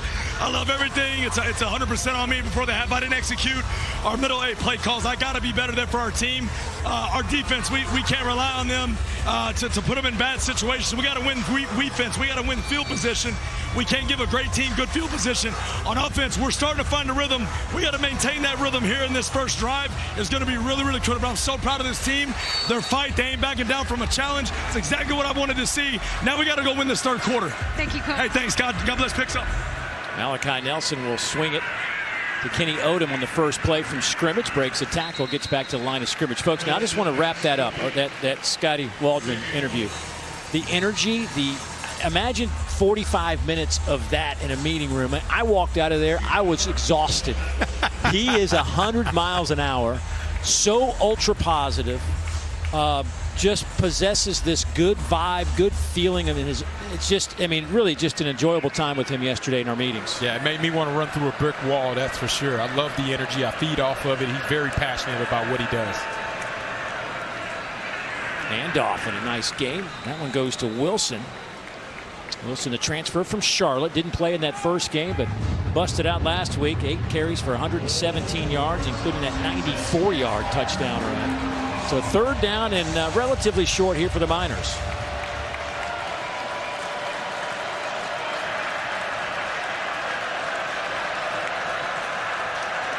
Nelson, quick slant. That pass is caught. They're going to spot him at the 36-yard line, just shy of the 36. Kenny Odom with a heck of a catch.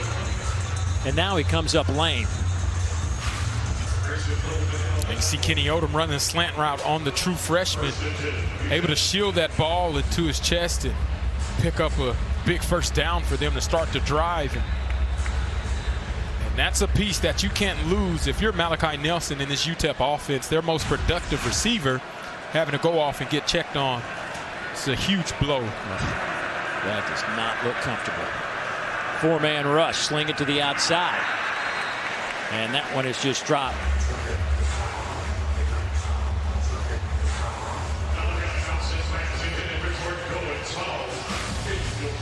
Got to make those. It's right in his hands. Malachi Nelson puts it where it needs to be. Goins just takes his eyes off of the ball before he catches it, trying to make a move. And that ultimately cost him the incompletion. Second down and 10. Here's Wilson. Boy, he is met right there by Ethan Burke, the first one to kind of get some jersey, maybe a yard on the play. Ethan Burke talked to him yesterday. He is all about winning. 6'6", 260 from right here in Austin, Westlake High School, 4th year in this program. And that one is bobbled out of bounds and incomplete. Juggling it on the way down is Eric Willis. So now it's 4th down. That's a great job mixing up the snap count, kind of catch Texas off guard. And Eric Willis just can't bring it in with his feet in bounds to be able to secure that catch. Accurate throw by Malachi Nelson, just a missed opportunity trying to pick up that first down.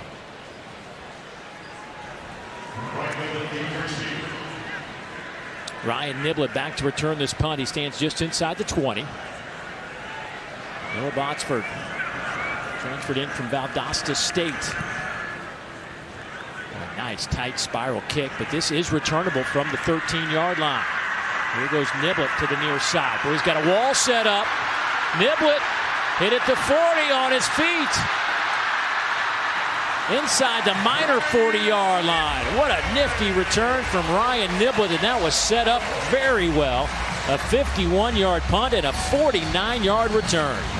Yeah, this play happens because they were smart blocks right on the edge. You look to the right of your screen, puts his hands up and shields that defender from being able to make the play on Ryan Niblett, but doesn't put his hands out to get that push in the back. And then Ryan Niblett does what Ryan Niblett does, one of the fastest guys on the football field, showcases that speed with a big return in plus territory for this Texas offense. Arch Manning back on the field.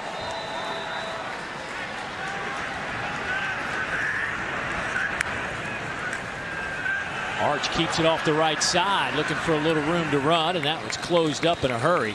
Micah Davey there to make that tackle. Recognize that name, Davey. Micah, the son of former LSU quarterback Rohan Davey. Yeah, and I think he knows a little bit about playing that position. Rohan, one of the best to do it. Arch Manning trying to find his rhythm offensively. He's gone 5 for 16. Found it a little bit at the end of the second quarter, though. Well, here's James Simon now in the backfield as flags come out. First time we've seen James today. Thought we might see him for a little bit, but with the injury to Baxter and no Trey Wisner, this is turned into a Clark Gibson and now Simon game in the backfield. It's number 52. That's a 5-yard penalty, and it remains second down. Texas in that first half averaged just 4 yards per play.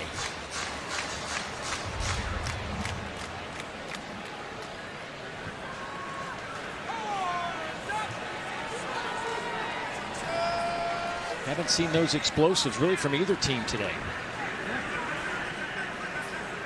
I'm curious to see when Sark will utilize the screen game, which is one of the specialties that he pulls out. Hand it off to Simon, fresh legs. We'll get a couple of yards. Sean Hall, transfer from South Carolina State, first one there. He had a couple of sacks in his UTEP debut. It's Utah State. As Christian Clark will come into the game and replace Simon.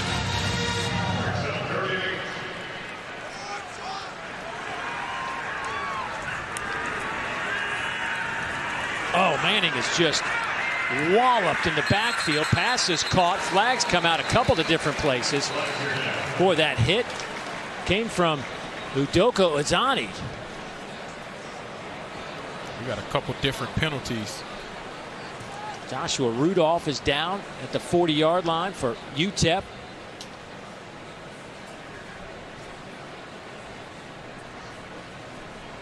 Boy, while they attend to Rudolph, we will step aside. Back in a moment.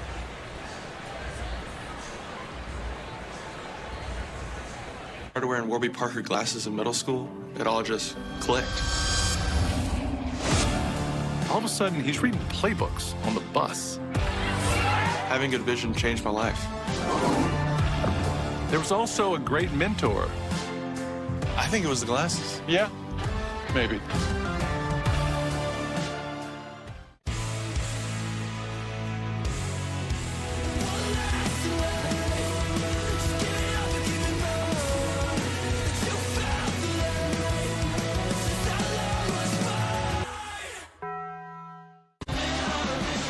The sandstorm is brewing. Commodores, Gamecocks, and welcome to SEC Saturday night. Caught! What a catch! Richardson, touchdown Vanderbilt. Swain coming this way again. Is he going to do it? Touchdown! SEC Saturday night. Vanderbilt at South Carolina. Tonight, 7:45 Eastern on SEC Network and the all-new ESPN app. Dory Noke in studio. All right, Magnolia State's where we're going. Harrison Wallace and Ole Miss. So he's the league's leading receiver right now. Ole Miss, Arkansas, top of the hour, ESPN. There have been reports that Austin Simmons may not play at quarterback, but he is on the field, is taking snaps, and was not on the final injury report Ole Miss submitted. Meanwhile, Mississippi stayed up early 14-zip on Alcorn, trying to get to 3-0, guys. Thank you, Dari. Here, a lot was going on during that break, and they have waved off the targeting on Udoko Izani. You and I, our first inclination when we had a chance to look at it during the break was pretty clean hit, just right in the chest. They look clean. The referees agree. So the offsetting penalties, though, make it 3rd down and 8. Christian Clark in the backfield. Manning will take it himself. He's going to have the first down. Izani able to make the tackle as he chases him down. Micah Davey had a chance but couldn't get the turf.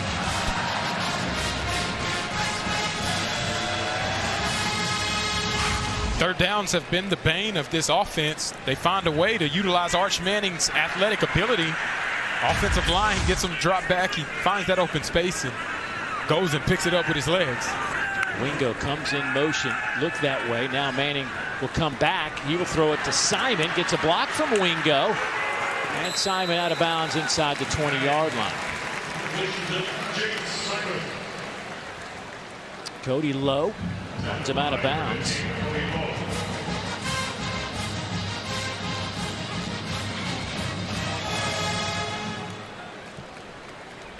Wingo today has yet to catch a pass. Wingo on the season, just 2 catches. You can't have that happen. It's a dynamic player. Got to find a way to get the ball to him and get him involved. Go with Simon again. Breaks a tackle, cuts it back. Simon looking sharp inside the 10. K.D. Johnson finally drags him down. Garrett Hawkins had a chance at him. Being able to run that outside zone play, and the read tells him to actually go inside. He says, nah, I got this. I'll make that guy miss. Sticks his head upfield and then goes and make a dynamic play to pick up that first down. James Simon starting to feel it a little bit in his first opportunity to play some football in that burnt orange uniform. Simon. Ball will be spotted back at the 13-yard line. That's a loss of 5. Yeah, and that's just a drive killer. Arch takes his eyes off of the ball as he goes to the read, as that's a read run inside zone. If the end crashes, he pulls it, just gets his eyes to that read a little bit too early before securing the snap. It creates a negative play for Texas offensively in the red zone area where they've struggled throughout the course of this year. Simon stays in the game. The freshman out of Shreveport, Louisiana, trying to make a minor miss. Does. Falls forward inside the 15. There's Garrett Hawkins along with Cody Lowe. So it'll be 3rd down and goal now. Christian Clark will come back in.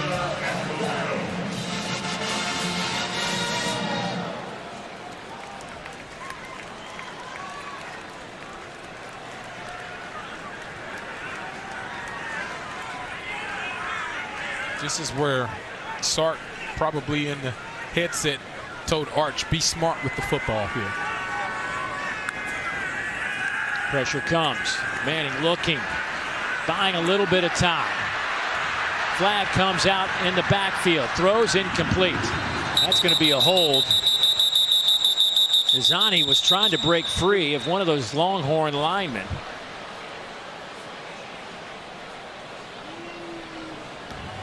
Holding on the defense, number 52. That penalty is declined. It's 4th down.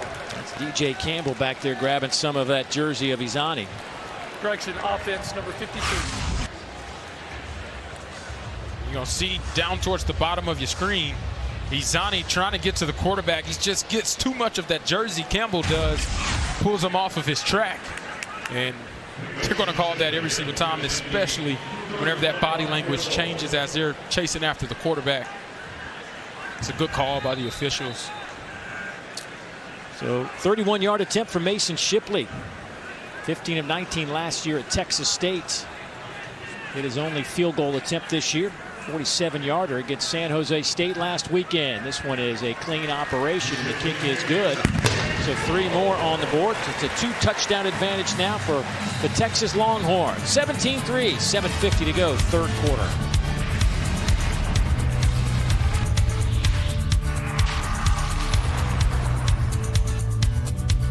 When you head to the Smoky Mountains, it's only natural to visit Sevierville. Even we had to check it out. And we've been here our whole lives. Experience the adventure of a lifetime. I'm king of the world. Even you can get a bird's eye view of the Smokies.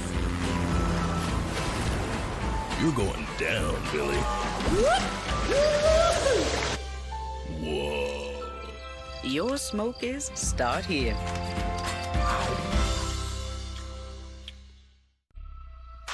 What powers her? Her team, her family, her fans, her food.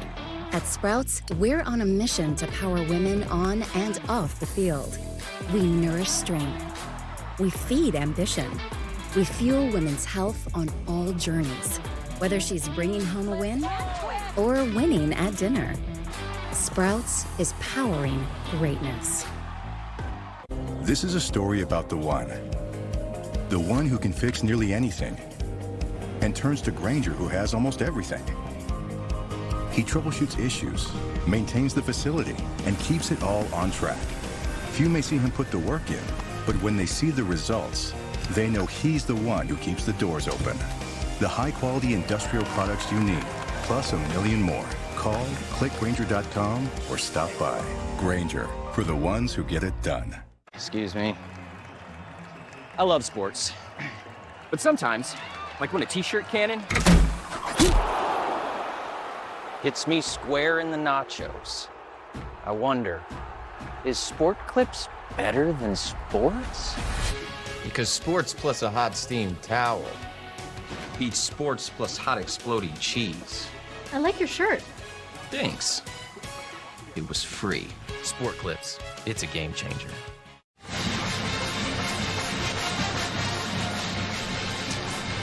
Well, ESPN supports the College Football Playoff Foundation's Extra Yard for Teachers Week every year to celebrate great teachers across this country who have inspired so many of us. Nominate a great teacher in your community by visiting cfpfoundation.org. And we look at Kyle Flood right there, the offensive coordinator, O-line coach for Texas. And interesting man. His first job when he graduated college was as a math teacher. He was a mathematics major in college, taught algebra and trigonometry, did it for a few years before he went to Hofstra and started getting into the football world and whatnot. But a great conversation yesterday. Loves math, loves numbers. Yeah, that's why his offensive lines are good. They always have great angles. He said he thinks he could get back in the classroom and teach today's youth. I was like, I don't know about that now. It's a different time now. ChatGPT will figure out a way Can you help see out him any math problem. trying to deal with that stuff? Oh, it was great talking to him. What a fun man to be around. And he has got some stories. Look at him. He's working the iPad. Of course, that was instituted a couple years ago. Coaches, players can utilize that device on the sidelines. Trying to figure out a way to produce some points. UTEP on their drive today. 5 punts, 1 interception, 1 they turned it over on downs, and 1 resulted in a field goal. That's it. Hand it off. Wilson. At some point, I would think you got to try to stretch this out. We haven't seen UTEP take any chances really deep down the field. Yeah, and we saw them have success last week. They got to implement it now to soften up this Texas defense. The heat's coming again. Nelson tripped up in that SEC logo.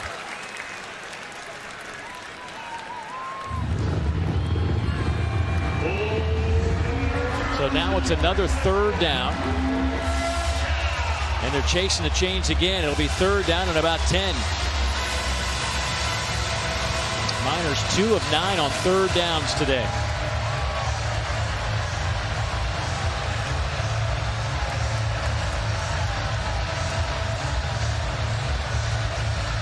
Malachi Nelson has to be smart with the football here. If it's not there, right, take what the defense gives you, live to fight another down. Out route intercepted. Grayson Littleton with his first interception for the Texas Longhorns. He'll be keeping that football. And there you go. Rhythm drop. Just makes the incorrect read. Grayson Littleton flies underneath that flat receiver, trying to get to the sticks. Extremely smart play by the true freshman, being able to get underneath that pass and cause Texas's second turnover of the day. After the play was over, unsportsmanlike conduct against the Texas bench for coming off the bench and onto the field. 15-yard penalty, first down. You know, we saw them do that earlier, but I didn't see a penalty flag for the first time they did it. Maybe it was like a warning? Yeah. I don't know. Celebrating with your teammates, man, I don't have any problem with that. Freshman getting his first interception. Wasn't taunting the other team. I thought maybe that was a little too much from a celebration standpoint.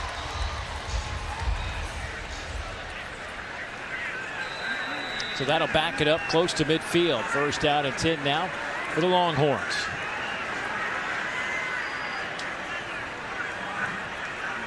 Arch 6 of 18, 77 yards, no TDs, and interception. He has rushed for 2 touchdowns.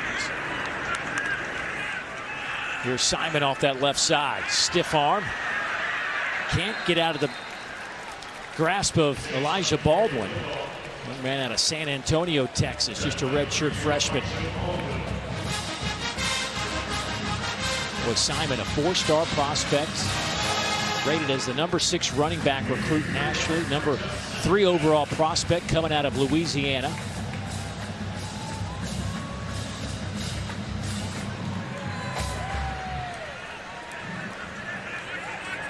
He averaged 9 yards a carry in high school. Whew.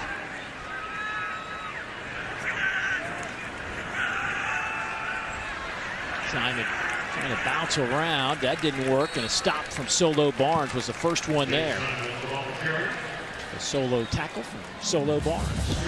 Solo Barnes has been all over the field today. He's making his presence felt, right? This UTEP defense playing lights out, keeping the defense kind of confusing Arch, honestly. Arch doesn't know what he's getting. He can't hit the receivers in stride, and a lot of that has to do with the impact that Solo Barnes has had on the back end. Coming near side, Ryan Niblett trying to get the edge and runs into some white jerseys, but will fall forward for the first down. Xavier Smith there to trip him up, but Niblett does just enough to move the chains. Yeah, and that's a way to pick up a first down, get it to your athletes in space, and let Ryan Niblett go use that momentum and turn into a torpedo to get himself vaulted across that first down line. You had blocking on the edge to help secure his opportunity to pick it up. Fake it to Simon. There's a catch by Wingo. Dancing around. Wingo with a first down. His first catch today, the 3rd reception of the season.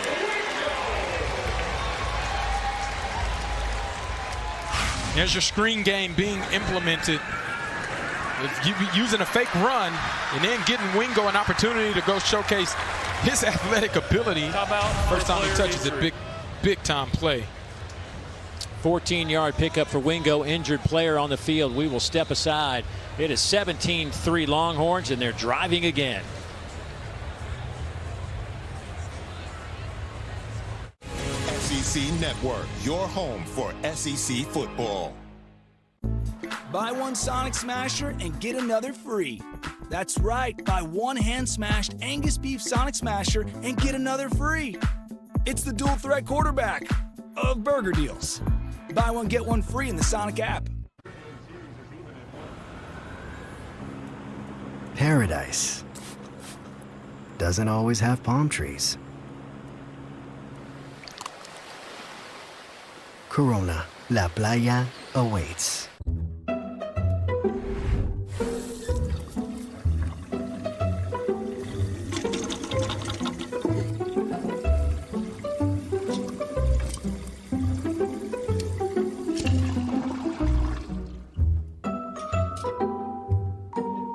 There's an easier way. From repairs and cleaning to remodeling and more, Thumbtack makes it easy to care for your home.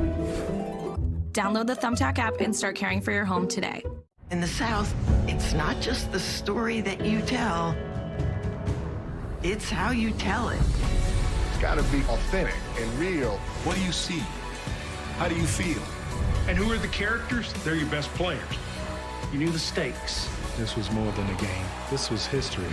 And having the storybook ending is always special. SEC legends, all in one place. Let me tell you a story.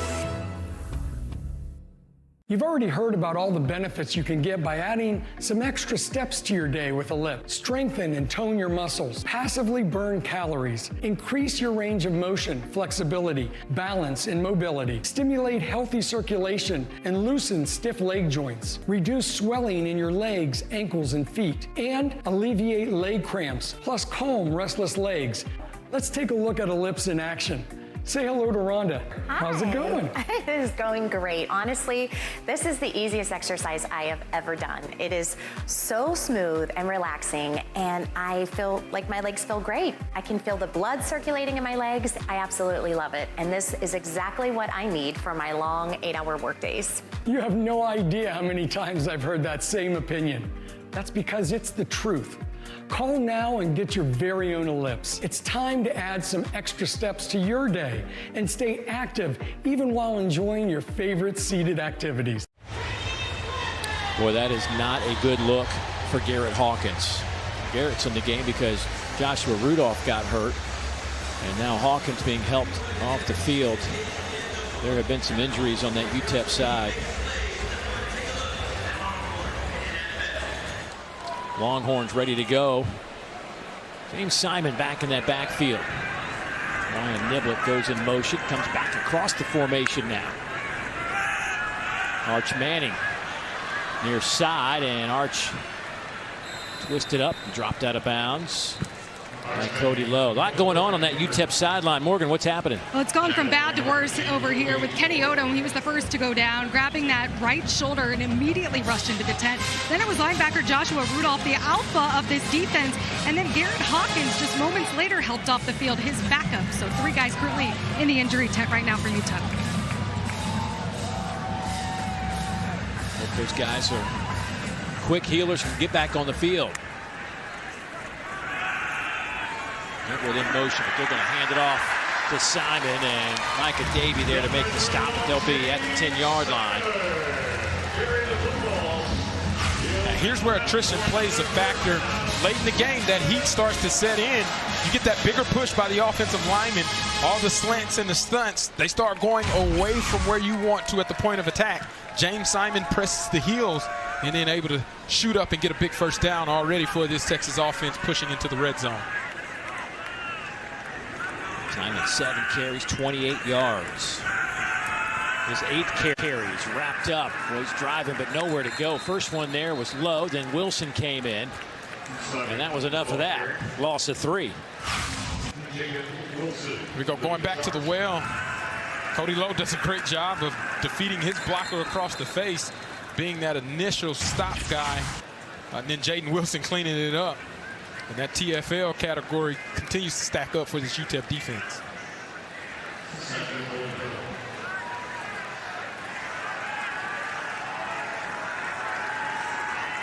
Second and goal. Fake it to Simon. Manning's passes, batted in the air, and finally caught. Livingston in a tussle over there on the edge with Justin Content. Livingston won that battle, but didn't go anywhere.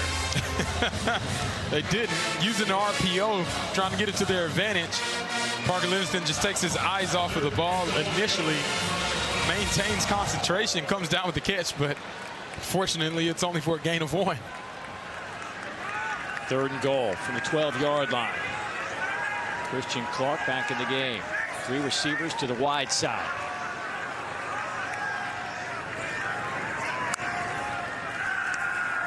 Manning looking. Still looking. Flushed out of the pocket, will throw, and that one is batted in the air.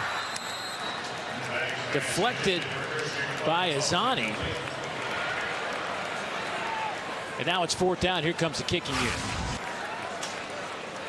And again, this offensive line gives Arch Manning all the time that he needs to make the right read. Keeps his eyes downfield, rolls out ultimately, probably makes a poor decision trying to throw it to the running back there with the defender in his face. Zani ultimately deflects the ball, but that could have been dangerous and going the other way had he been able to come down with that pass. So Mason Shipley, this will be a 30-yard field goal attempt. He's hit from 31 today from the near hash mark. This kick is on the way, and it is right down the middle. So another 3 on the board for the Longhorns. They will push this lead to 20-3. Well, we got a second. Let's get an update, Dari. What's going on? Dave, it has been a thriller from the jump. Georgia had just taken a 30-28 lead on Tennessee when Joey Aguilar finds Braylon Staley all alone. Joey Aguilar, 4 touchdown passes, ties his career high, 3:51 through the air, and Tennessee is up 35-30 early fourth. Our primetime game starting around 7:45 Eastern time. Lenora Sellers in South Carolina.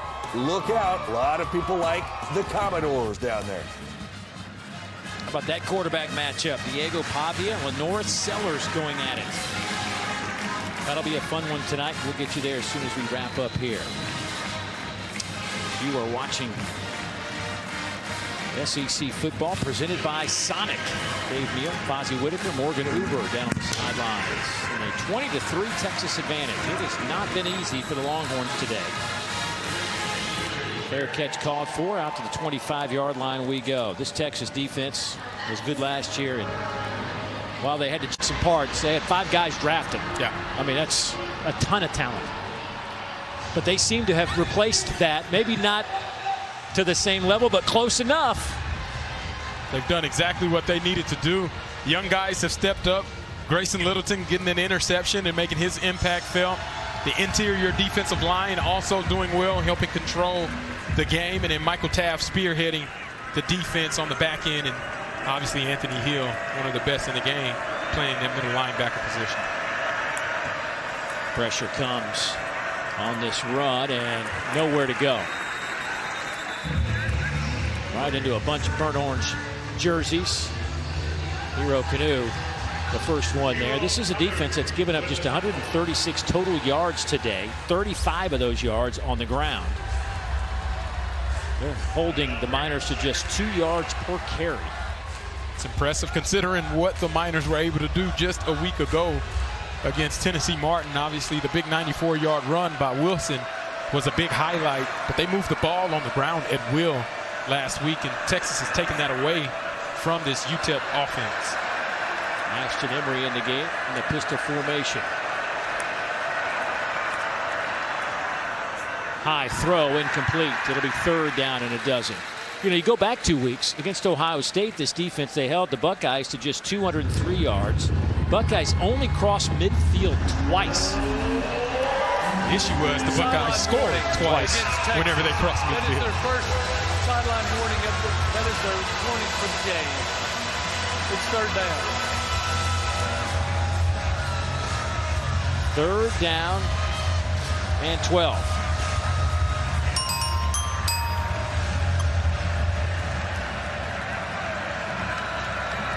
Under a minute to go.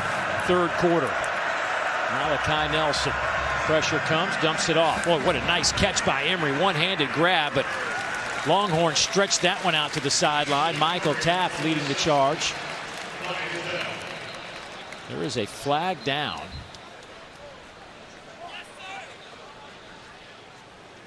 And an injured Miner. Judah Azinwa is the injured Miner, the tight end. You hate to see it. This UTEP offense and defense have already experienced significant attrition. Personal foul, illegal block below the waist on the defense number 29. That 15-yard penalty will be added to the end of the run, and it carries an automatic 1st down. Well, the true freshman Grayson Littleton. Yeah, and as a defender, you can't go low on that lead blocker no matter how big they are. They're trying to eliminate those types of hits because of the injuries that they cause. For a player injury. And that's where you get in trouble and why it becomes an automatic first down for the safety and health of everybody on the football field.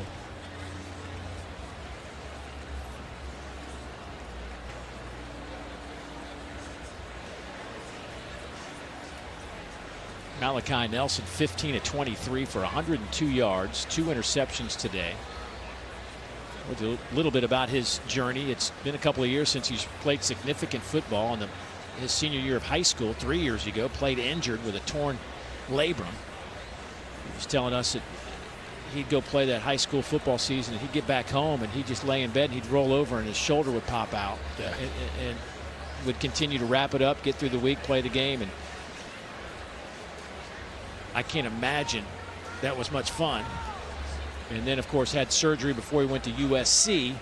Kind of slowed his development down and ended up being the third-team quarterback for all intents and purposes. And he and Arch don't know each other, even though that they were like the top 2 quarterbacks coming out of that class. They know each other just because of kind of the world in which they live, but they never really met each other in person. Right. They sent each other a couple of text messages, but that's the extent of their relationship.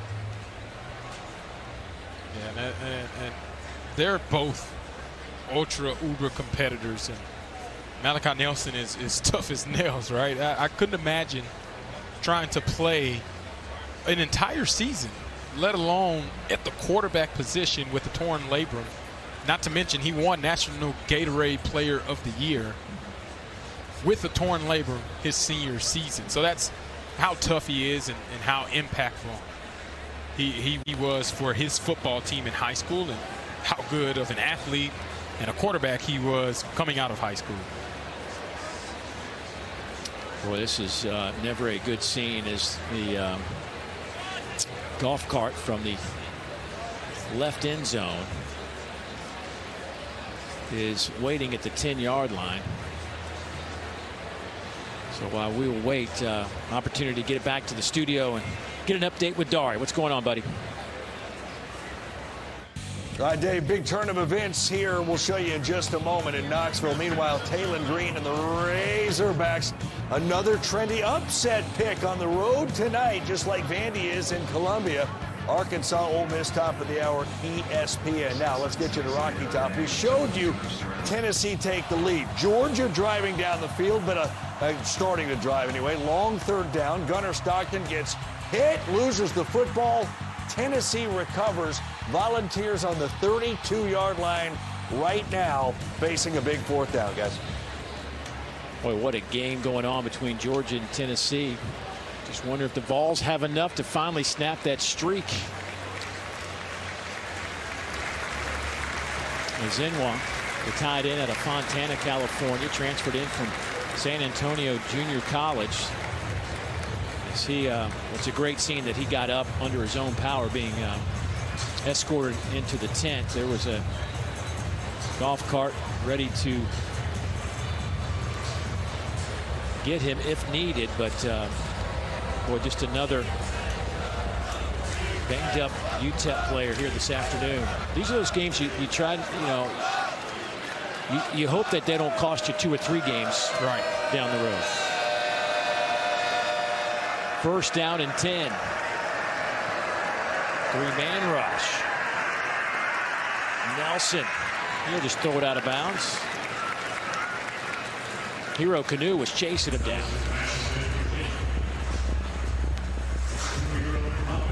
It's a heads-up play there by Malachi Nelson, not trying to force the throw. Confusion on the back end by the way Texas stemmed their coverage and really covered up all the guys underneath. Just throws the ball away in a smart play.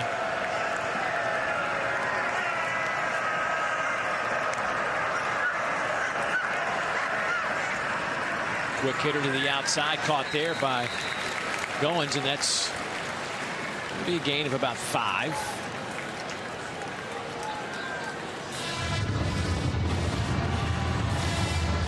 Dorff, the redshirt freshman out of Freeport, Texas.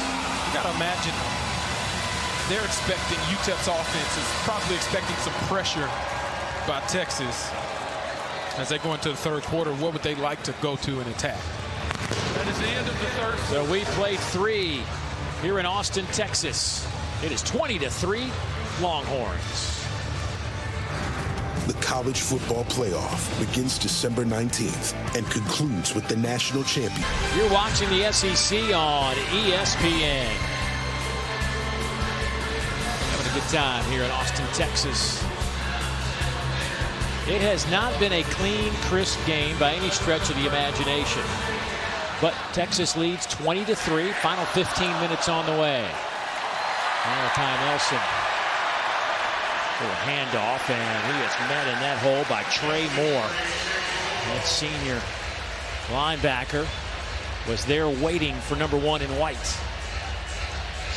Again, you run that play offensively with the expectation, if you don't get it, probably going to stay aggressive and go for it on 4th down with it being only 3 yards away. And that is what they're doing.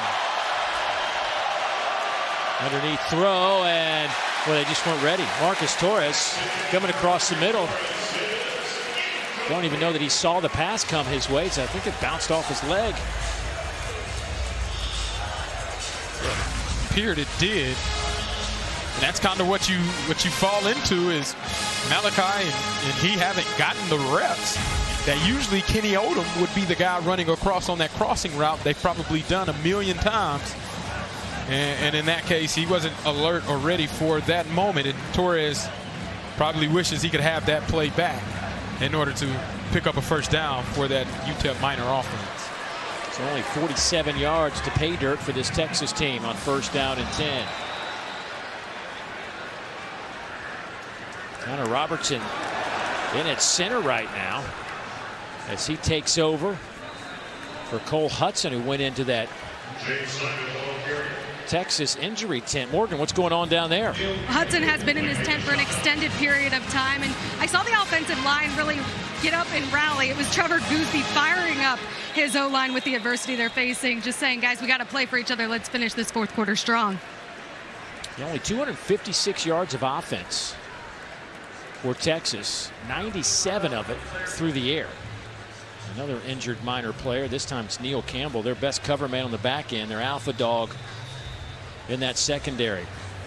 Timeout on the field, we'll take it as well.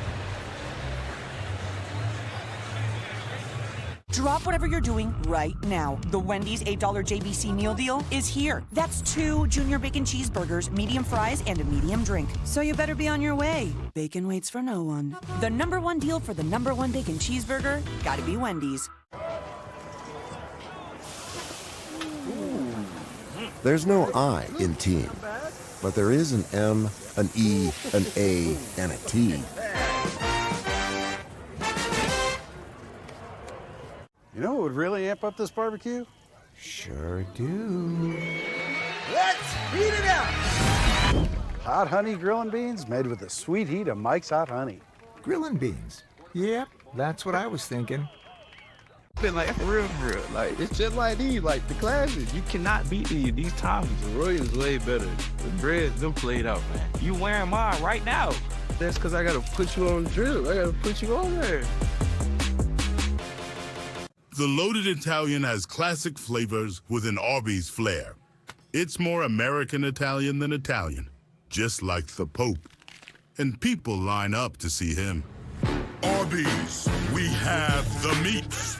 America, are you sitting down? Southwest is introducing assigned seating. Assigned seating! Assigned seating! Assigned seating! I can't believe it! Out of my way! I can choose my seat? Southwest has assigned seating. Plus, extra legroom seats.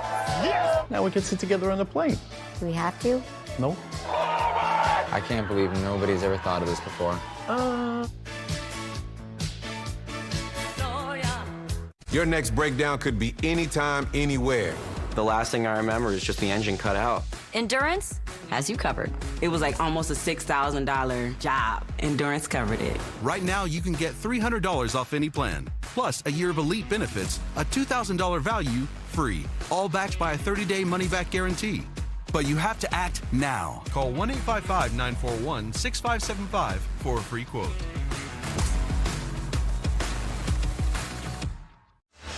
Got a really good one coming up when we are finished here in Austin, Texas, right on this very network, as Vandy takes on 11th-ranked South Carolina from what will be a packed-out Williams-Brice Stadium at 7:45 Eastern Time. You can always catch that on the all-new ESPN app, so you can watch it from anywhere you may be. And quarterback comparison, two of the best in the conference. And Norris Sellers certainly in that Heisman conversation.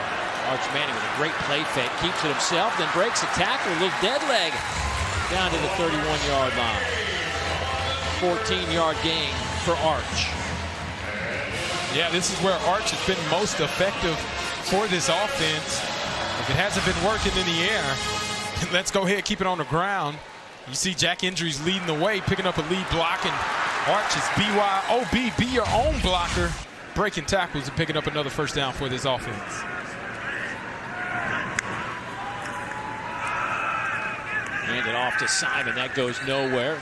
Jaden Wilson, the junior out of El Paso. Transferred in from New Mexico, making a play.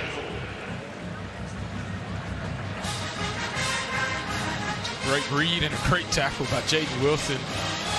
Playing underneath the offensive lineman, dipping that inside shoulder, filling the hole immediately. Minimal gain for Texas, just an instinct he's been able to play with since he's come in relief. Simon on that carry.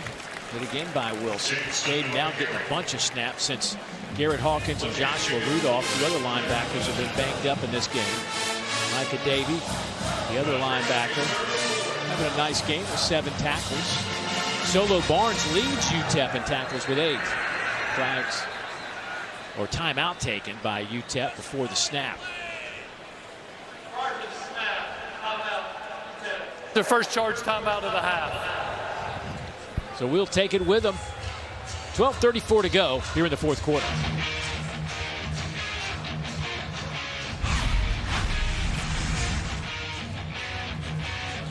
$7 for coffee? Nah. How about Sonic's salted caramel toffee iced coffee with cold foam for only $2.99? It's the fancy without the pricey. You want to live free?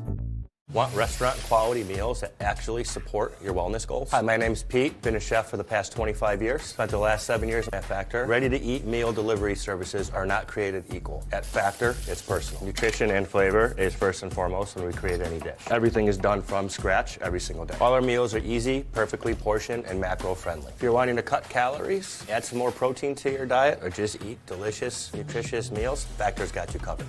Get 50% off your first box at factormeals.com. Now We're Cooking is presented by Farm Rich. Meet the Ryans, a happy family on the outside, but from inside the pantry, it's a sad snacking reality. What's wrong with rice cakes? Most would argue it's not a snack, like your kids. Bring out the Farm Rich! They wouldn't say that. We want real cheese. Jim Jr.? Yeah! Ooh, cheesy. Let's get these guys some snacks! Come on!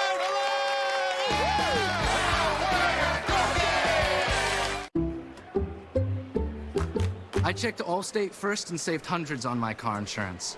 Unfortunately, I didn't check if I unlatched Bevo's gate while taking a selfie. Bevo, no! Come back! Checking Allstate first was really smart. Not checking Bevo's gate, though, not smart.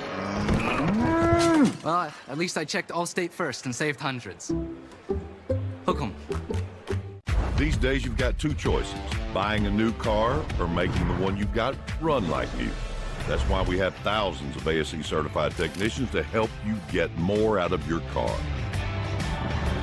Firestone Complete Auto Care. Dari Noka in studio, Tennessee, Georgia. What a wild game. Gunnar Stockton has shown that he can throw deep. Bang, finds London Humphreys for the touchdown. They've got to go for 2. That was 4th and 6 on the 2-point conversion. Stockton to Zachariah Branch. 38, 2.5 to go in Knoxville. Wild on Rocky Top, guys. We'll keep you posted. Dari, I want you to just turn that off. Just pay attention to us here. Nothing going on in Knoxville. Oh, my goodness, what a ball game. How about that throw? Down, 4th and 6 with Gunnar Stockton to put it on the line like that. That's impressive. So 3rd down, and let's call it 4 for the Longhorns.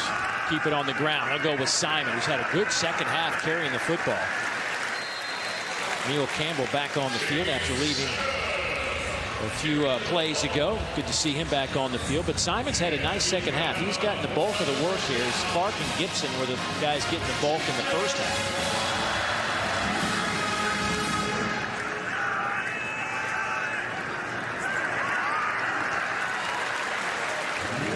Davey with his 8th tackle. Simon on that carry. Got to say that referee, the guy that was in the middle of the field, might be the most athletic move I've ever seen him do. A backward roll, slide onto his feet, and then help another individual up off of the ground. That was pretty impressive. Elite movement by that referee. See that little nugget on the right of your screen. I'm going to go back to November of 2022. Last time Texas hasn't had a touchdown pass in a victory. Still time for that to happen.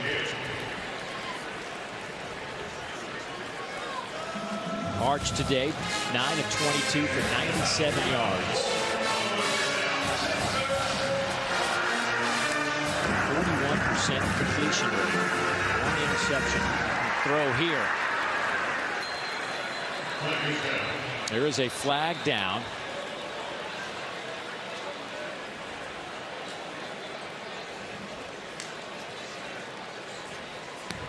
Illegal substitution on the defense, playing with 12 players. 5-yard penalty, repeat first down.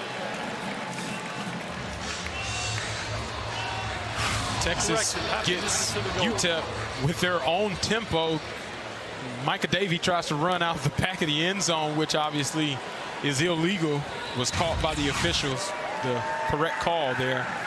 As Texas catches UTEP's defense off guard with the no huddle. Jarrett Gibson in the backfield now. 1st and goal from the 5. Manning to throw, and that one is caught in the end zone. Touchdown. Ryan Wingo.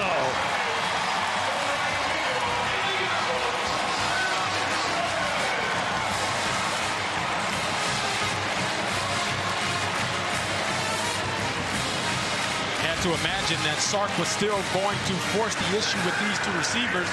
You get man-to-man coverage, natural rub between the two receivers, and Ryan Wingo utilizes natural space and leverage on the defender to fade away from the ball, and Arch Manning delivers first passing touchdown for Ryan Wingo this season.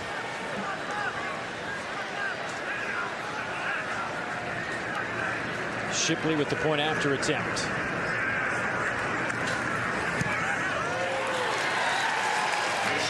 It is up and good. So a couple of catches this afternoon by Wingo. One of those goes for a touchdown. Boy, you know, he was really happy to pick up that one.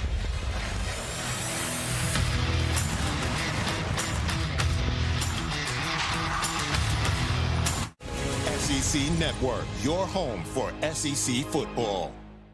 All right, ladies. Next stop, laundry room. Big no to dryer 3. Good call. This bathroom, 1 blow dryer at a time. Good call. I know. Let's go. Oh, so if you get lost... Wait, is that the new Samsung Galaxy Z Flip 7? You're full of good calls. Well, the best call was getting it at AT&T. I got their best deal without paying for the most expensive plan. You'll learn. Get the new Samsung Galaxy Z Flip 7 with Galaxy AI on us. Most expensive plan not required. There's tacos. Then there's Zaxby's Chicken Finger Tacos. Get them any way you want, in Chipotle Ranch, Avocado Bacon, or all-new Buffalo Blue. Taco night hits different at Zaxby's. Zaxby's Chicken Finger Tacos. Who's got the sauce? Zaxby's. After careful consideration, I've decided to take my sponsorship talent to the SEC. Nope. Sorry, this would have been a lot cooler if I could actually put this hat on my head. Sanderson Farms, official chicken of the SEC. The sandstorm is brewing. Commodores, Gamecocks, and welcome to SEC Saturday night. Caught! What a catch! Richardson, touchdown Vanderbilt. Swain coming this way again. Is he going to do it? Touchdown! SEC Saturday night. Vanderbilt at South Carolina. Tonight, 7:45 Eastern on SEC Network and the all-new ESPN app. You've already heard about all the benefits you can get by adding some extra steps to your day with Ellipse. Strengthen and tone your muscles, passively burn calories, increase your range of motion, flexibility, balance, and mobility, stimulate healthy circulation, and loosen stiff leg joints, reduce swelling in your legs, ankles, and feet, and alleviate leg cramps, plus calm restless legs. Let's take a look at Ellipse in action.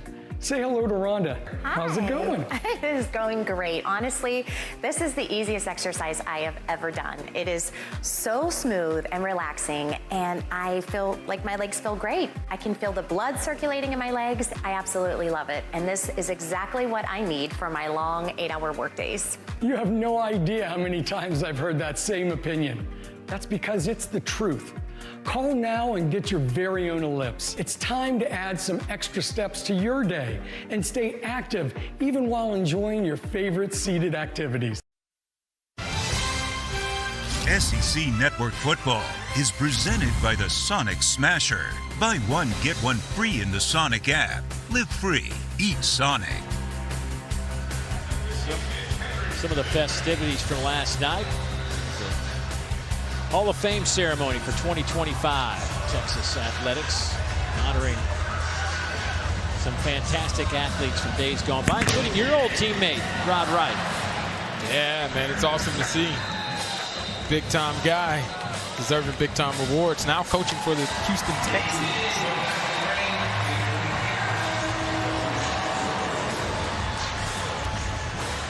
So, Malachi Nelson back on the field for the Miners. See his numbers today. There have been no shots. I can't remember many passes beyond 10 yards in this game. Maybe one or two, but nothing deep down the field. Yeah, we mentioned it earlier in this game that in order to soften up this Texas defense, take advantage of their aggressiveness, got to spread the ball downfield. That's imperative now, down by 24 points. That pass is caught there by Eric Willis. Turns the corner, and he gets out over the 45. Jelani McDonald trips him up. The Miners going to go a little tempo here.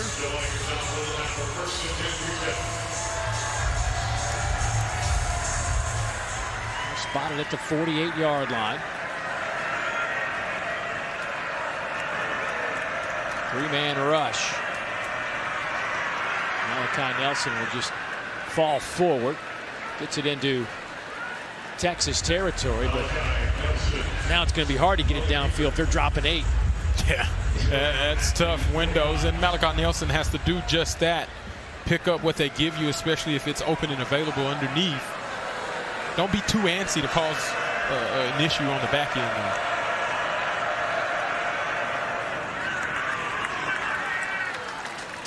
Underneath route, that one goes to Marcus Torres.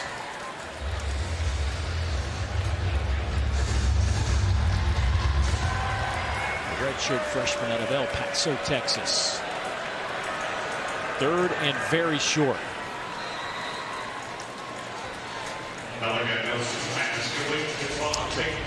Trayvon Tate, fifth-year senior, coming up with the catch. He transferred in from UT Martin, a team that UTEP knocked off last weekend.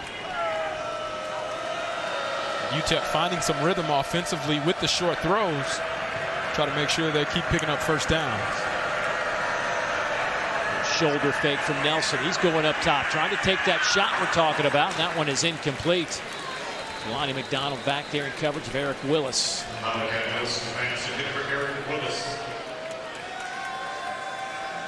Pass interference on the defense, number 3. That 15-yard penalty will be enforced from the previous spot. Carries an automatic first down. You can see here, Jalen Gilbo just a tad early, touching on the receiver as the ball is in the air. Jelani McDonald over top, trying to force it, just too much contact at the end of that route in order to try to defend the ball. But again, I'm more of a let those guys play. I didn't think that necessarily warranted a pass interference call in that situation. Gilbo had his first career interception last week with a senior at Port Arthur, Texas. First down and 10 now for the Miners. Ashton Emery at running back. Eric Willis comes in motion. Razzle dazzle. They'll toss it back to Willis coming around the corner, and a big collision at the 25. Colton Bassick there to make the play. I actually expected a little bit more of the misdirection / trick plays thrown in there. Malachi Nelson even getting on the edge, forcing the issue, trying to pick up a block for his own teammate. They pick up a good 4-yard gain on first down to try to keep him ahead of the chains.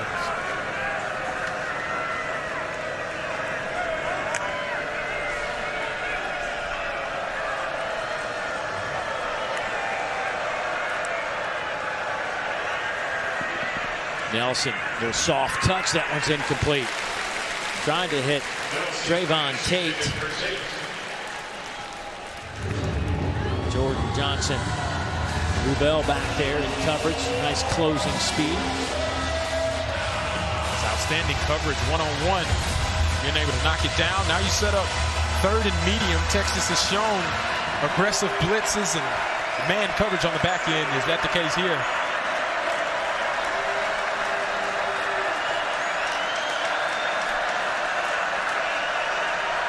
Play clock down to 8. 3rd down and 6.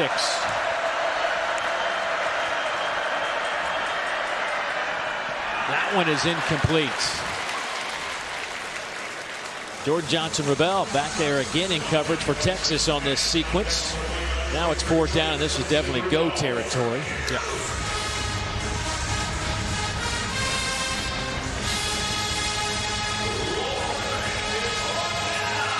Again, a pressure look. Somebody has to win man-to-man, one-on-one.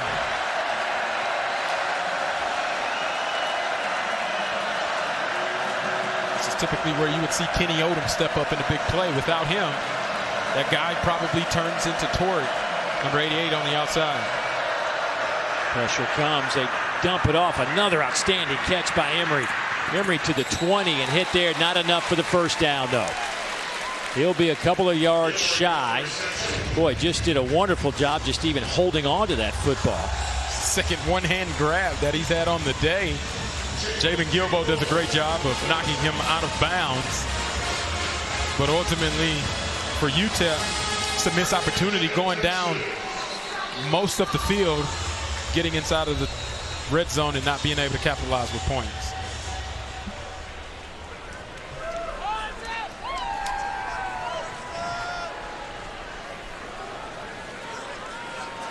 Well, our next True South is Tuesday at 8 Eastern, 7 Central, right here on the SEC Network with John T. Edge traveling around Charleston, South Carolina, the Cuban Cafe Mexicano, Verns and Berthas. It'll be a great show at one of the most popular tourist destinations in the country. Hope you can catch it for that one. Micah Davey in the tackle of Jarrett Gibson.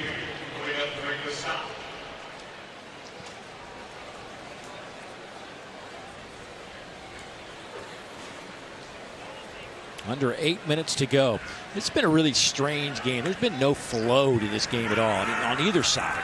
Offensively, I think Coach Sark's going to have a lot of questions after the game about that. Like, just didn't seem, the word sink again comes up. Yeah. Like, how do we get this thing going in the right direction where it's flowing? First down, you're picking up 6-7 yards on first down, second, those kind of things. Like, they just haven't been there today. Yeah, and it seems like the focal point for this game, or the game plan, was to lean on this UTEP defense a little bit more in the run game, with 50 rushing attempts that Texas has had offensively to help keep them in third and manageable. Good strong throw. That one is out to Ryan Wingo, first down over the 35. Well, that was an absolute seed from Arch Manning. Now, it's the throwing talent that we've been looking for. Drop back, hitches, and then throws a absolute laser to Ryan Wingo. That's the connection that has to continuously grow and continue to take that next step in the evolution of where this Texas offense needs to go to be in sync, like Steve Sarkisian mentioned to us yesterday. Simon shifts to the left. They'll get the handoff and run right. Udoko Izani with the tackle. Well, we call Izani's name a bunch. 6 tackles today, but feels like it's a lot more than that. He's been a disrupting force for sure. Yeah, he and Micah Davey, I think they have a battle of who can come away with the most tackles by the end of the day, maybe even by the end of the season, the guy with the most tackles. Davey leading the team right now with 9 stops for UTEP. 2nd down and 9. Boy, trying to get Wingo on the edge, and that one's going nowhere. There's Jaden Wilson again making a nice play. A couple of those here in the second half. Yeah, Jaden Wilson reads as well. Reads run and obviously make sure he has some leverage. Ron Wingo tries to bows out to avoid it, and Jaden Wilson just makes that play. And again, that's another TFL for the top team in the country that produces the most TFLs. Christian Clark at running back on a 3rd down and 15. Rushing 3, dropping 8. Arch will come near side with it. High throw, but looked like Clark got his feet tangled up as well. Now it's 4th and 15. Yeah, just when you thought the Longhorn offense was finding rhythm, then it kind of just falls apart with the negative play, and then can't complete on the check down, and Bo Meester's back out there for another punt. Eric Willis back to return at the 22-yard line.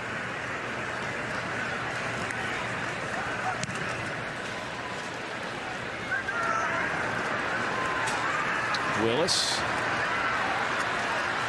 breaks a couple of tackles and takes it out to the 40-yard line. With that, time to get another update. Let's get you to studio, Dari. Guys, Tennessee gave themselves an opportunity seconds ago. Max Gilbert for the win. Not even close. That was his first ever attempt at a field goal to tie or win the game. 38-38. We are looking to be headed to overtime on Rocky Top. And as you said earlier, there is nothing to see there. Yeah, nothing to see in Knoxville. Man, the Vol fans have got to be losing their mind. Yeah, that Tennessee game is obviously a lot of action happening, going down to the wire, going into overtime. Like wild and chaotic. What a day for college football, Dave. Then tonight we get to see Pavia and Sellers. It's a great slate. Georgia Tech with a huge win today over Clemson in Atlanta. Statement victory. Yeah, I mean, watch out for the Jackets. Boy, Haynes King is some kind of quarterback for the Georgia Tech Yellow Jackets. True two-dimensional player. Nelson's throw is caught. That'll be a first down out to the 25-yard line. Jalen Brown over there with a nice grab. Again, you're looking at a quarterback, you're saying it's 27-3, we're under 5 minutes, but here's a guy that hadn't taken a whole lot of snaps in the last 2.5 years. Yeah, as many reps as you can. And down he goes, and a flag comes out. That might be a face mask in there. Face mask. Personal foul, face mask on the defense, number 40. 15-yard penalty will be enforced from the previous spot and carries an automatic first down. Nice. Now you see Lance Jackson coming to the right of your screen, trying to get a sack. Just grabs the face mask of Malachi Nelson, brings him down. That's going to get called every time. He's a true freshman, has a really good career path from the size and stature, and then the lineage that he comes from also works in his favor. First down from the 40-yard line. Their underneath throw. That one's caught. That'll pick up 5, close to 5. There's Trayvon Tate with that reception. Hey, it's face mask calls like that. As a coach, now you're starting to think maybe I know he needs some reps, but maybe we might switch this out. But that's not the case. There's a good throw. Nelson hits his target. Trayvon Tate still on his feet inside the 20 and dragged down around the 10-yard line.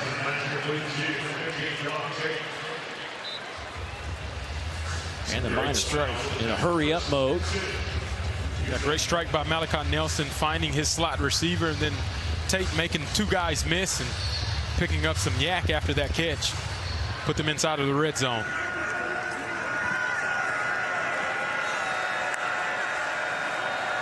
Nelson dumps it off underneath. It's caught around the 7-yard line. See Tate finds the open spot, makes two guys miss with a little shimmy shake. The angular foul finally brings him down.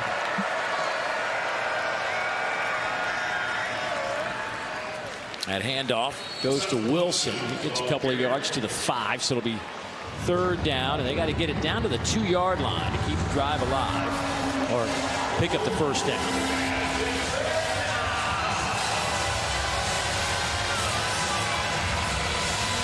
Malachi Nelson, 24-36, 209. 2 picks, though. Chase Smith checks into the game. Thought we might see him. He's one of these specialists, can do some different things for you. So the number 8 in at quarterback right now, the redshirt freshman out of El Paso. He'll take it himself, cuts it back, and his wallet right about the 3. I don't know that he got the 1st down. It could be 4th and about a yard. Trey Moore and Jordan Johnson-Rubell converge on the tackle. Talking about coming in for your first snap, and that's what you have, a wake-up call too. Meeting those two guys, he drops that shoulder. He realizes very quickly, kind of need a little bit more leverage, but it's a big play. 2-minute timeout. Picks up the 1st. That's the 2-minute timeout.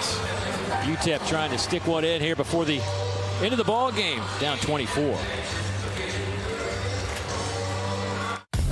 Football gave me confidence. It gave me my best friends, a team that counted on me every time, a place where I could just have fun, and a chance to get better at everything. I learned how to lead, how to show up every single day, how to play for something bigger than just me. Ready to play? Your team's already waiting. Go to futureforfootball.com to find a league today.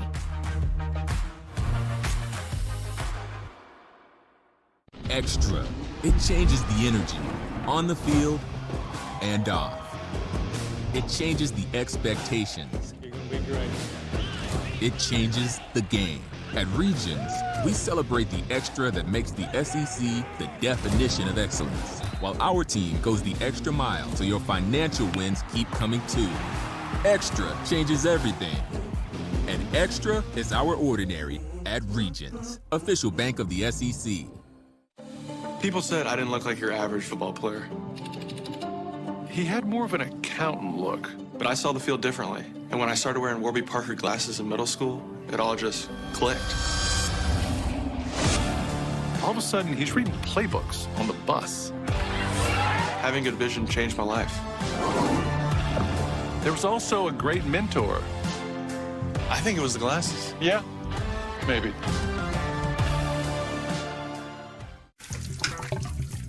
Oh no! Our water line broke. It could cost a fortune to get a contractor to come fix it, and it's not covered by homeowners insurance. That's why you should have HomeServe. It's Tom Merson, CEO of HomeServe.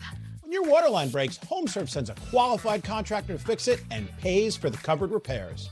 With HomeServe, the American dream of owning a home doesn't need to be a nightmare. Plans from HomeServe start at just $4.99 a month. Call 1-833-526-8406 or visit homeserve.com. The beach. To Corona, she isn't just a place. She is an element. And with salt and spray, she shoves us relentlessly into the present. That's what's inside every bottle of Corona. So no matter where your journey takes you, with just a squeeze of lime, the beach is always closer than you think. Corona, La Playa awaits. Time to take a look at For the Win, brought to you by Sanderson Farms. And some teams have already picked up a win. Oklahoma smashes Temple, and Alabama beats Wisconsin, just dominated that game. Auburn Also a winner and still playing in Knoxville. Don't forget, coming up Florida and LSU. And right here on this network at 7:45 should be a ton of fun tonight in Columbia. Packed house. They'll be making some noise. South Carolina ranked 11th. Lenora Sellers and Diego Pavia on the field. Will be an amazing matchup at quarterback. Shea Smith checks into the game. First and goal. Shea keeps it. Touchdown, UTEP.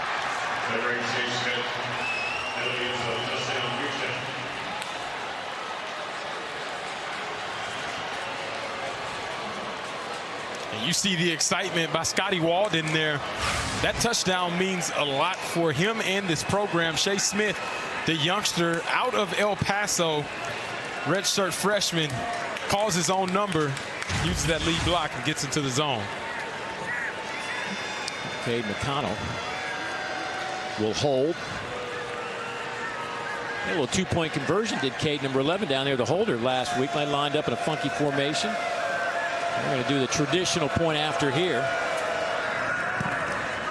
Ariola is through the uprights. New score, 27-10. So the Miners will get a little confidence builder with that touchdown. Yeah, building up the confidence of the young quarterback as well. Ashton Emery leading the way as that lead blocker, and Shea Smith does what he does best, dropping that shoulder. And Scotty Walden celebrating touchdown in the end zone. UTEP Miners with their first one of the day. I know it's not been a pleasant day offensively for this Texas team. 310 yards of offense, but I mean, I know you're going to say, hey, man, they're Conference USA, G5, but this has been a really good defensive team. Yeah. Now, I'm not saying that Texas was sharp by any stretch of the imagination, but I think a little credit should go to the guys on the far sideline for some of the work they put in today. Yeah, it's always two tales to the story, right? Texas offense is off, but why was it off? Well, some of the things had to do with what UTEP forced from the defensive side of the thing. So credit is due because of how well they've played and established the line of scrimmage, being able to create some chaos up front, and then forcing some errant throws by the quarterback and creating a turnover as well. Texas looks like they have their hands team out.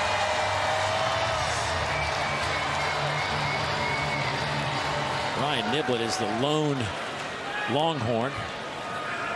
Back at the 15-yard line. There is the onside kick. And Texas recovers it cleanly and crisply, and they'll take over at the 46-yard line.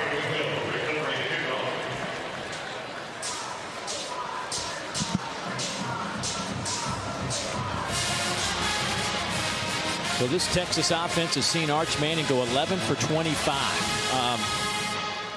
Had a stretch in the first half where he missed 10 Please straight. Reset the game clock to 156, 156. Thank you. I'm just curious, your thoughts. It's looked a little bit better as Matthew Caldwell will come in and take some snaps now, but just to kind of put a button on Arch's day, I mean, what's your take on the situation? Yeah, second half did look better than the first. 10 straight incompletions to kind of finish the first half. Well, it was not what you wanted to see. Found a little bit of rhythm. They still need to find more for success. Caldwell takes it himself. That'll be a first down. Caldwell, the senior at Auburn, Alabama. He's been to a few schools. Jacksonville State, Gardner-Webb, came in from Troy.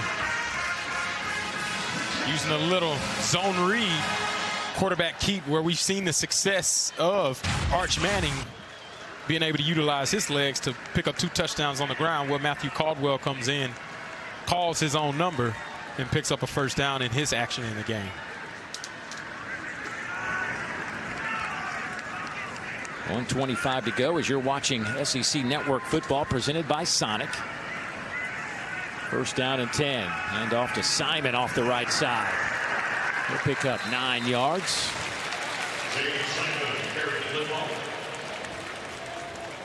What I've been impressed by Simon here in the second half. I mean, he is now 16 carries, all coming in the second half. Gibson had 18 carries for 64 yards. I think a big topic of discussion will be the injury to C.J. Baxter that carried at one time and left the field hobbling and never saw him again. And this running back room going to have to grow up very quickly with Trey Wisner missing today. Get him back healthy, hopefully to help offset some of the injuries you've seen. There's Simon turning the corner. He has the first down and out of bounds at the 16-yard line. That's a freshman mistake right there, Dave. You got to stay in bounds on that. Let that clock run. Well, maybe he wants one more carry. I understand that. He's willing to take the heat. Give me the ball one more time. Now, if I was a coach, I might sub him out.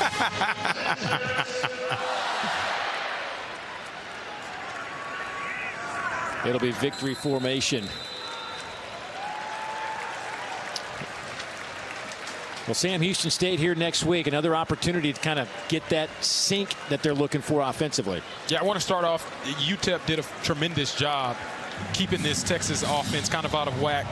Arch Manning as well as Ryan Wingo, they have to fix that connection. They found it late in the game. Continue to do that. And then that Texas defense is still elite and playing lights out. I want to see that continue to grow and see them find their own space and rhythm within the game plan of what Steve Sarkisian thinks this team can be. And I'm excited to follow the rest of the journey of the Texas Longhorns as well as the UTEP Miners with what Scotty Walden has cooking up in Conference USA. Yeah, big fan of Scotty Walden. See what they do in their conference. They're going to be a headache for a bunch of teams as he continues to grow that program. But Texas will take the win, go to 2-1 on the year. They win at 27-10 is the final score. Up next, Sam Houston State, and then that's 8 straight conference games for the Longhorns. So for Fozzie Whitaker, Morgan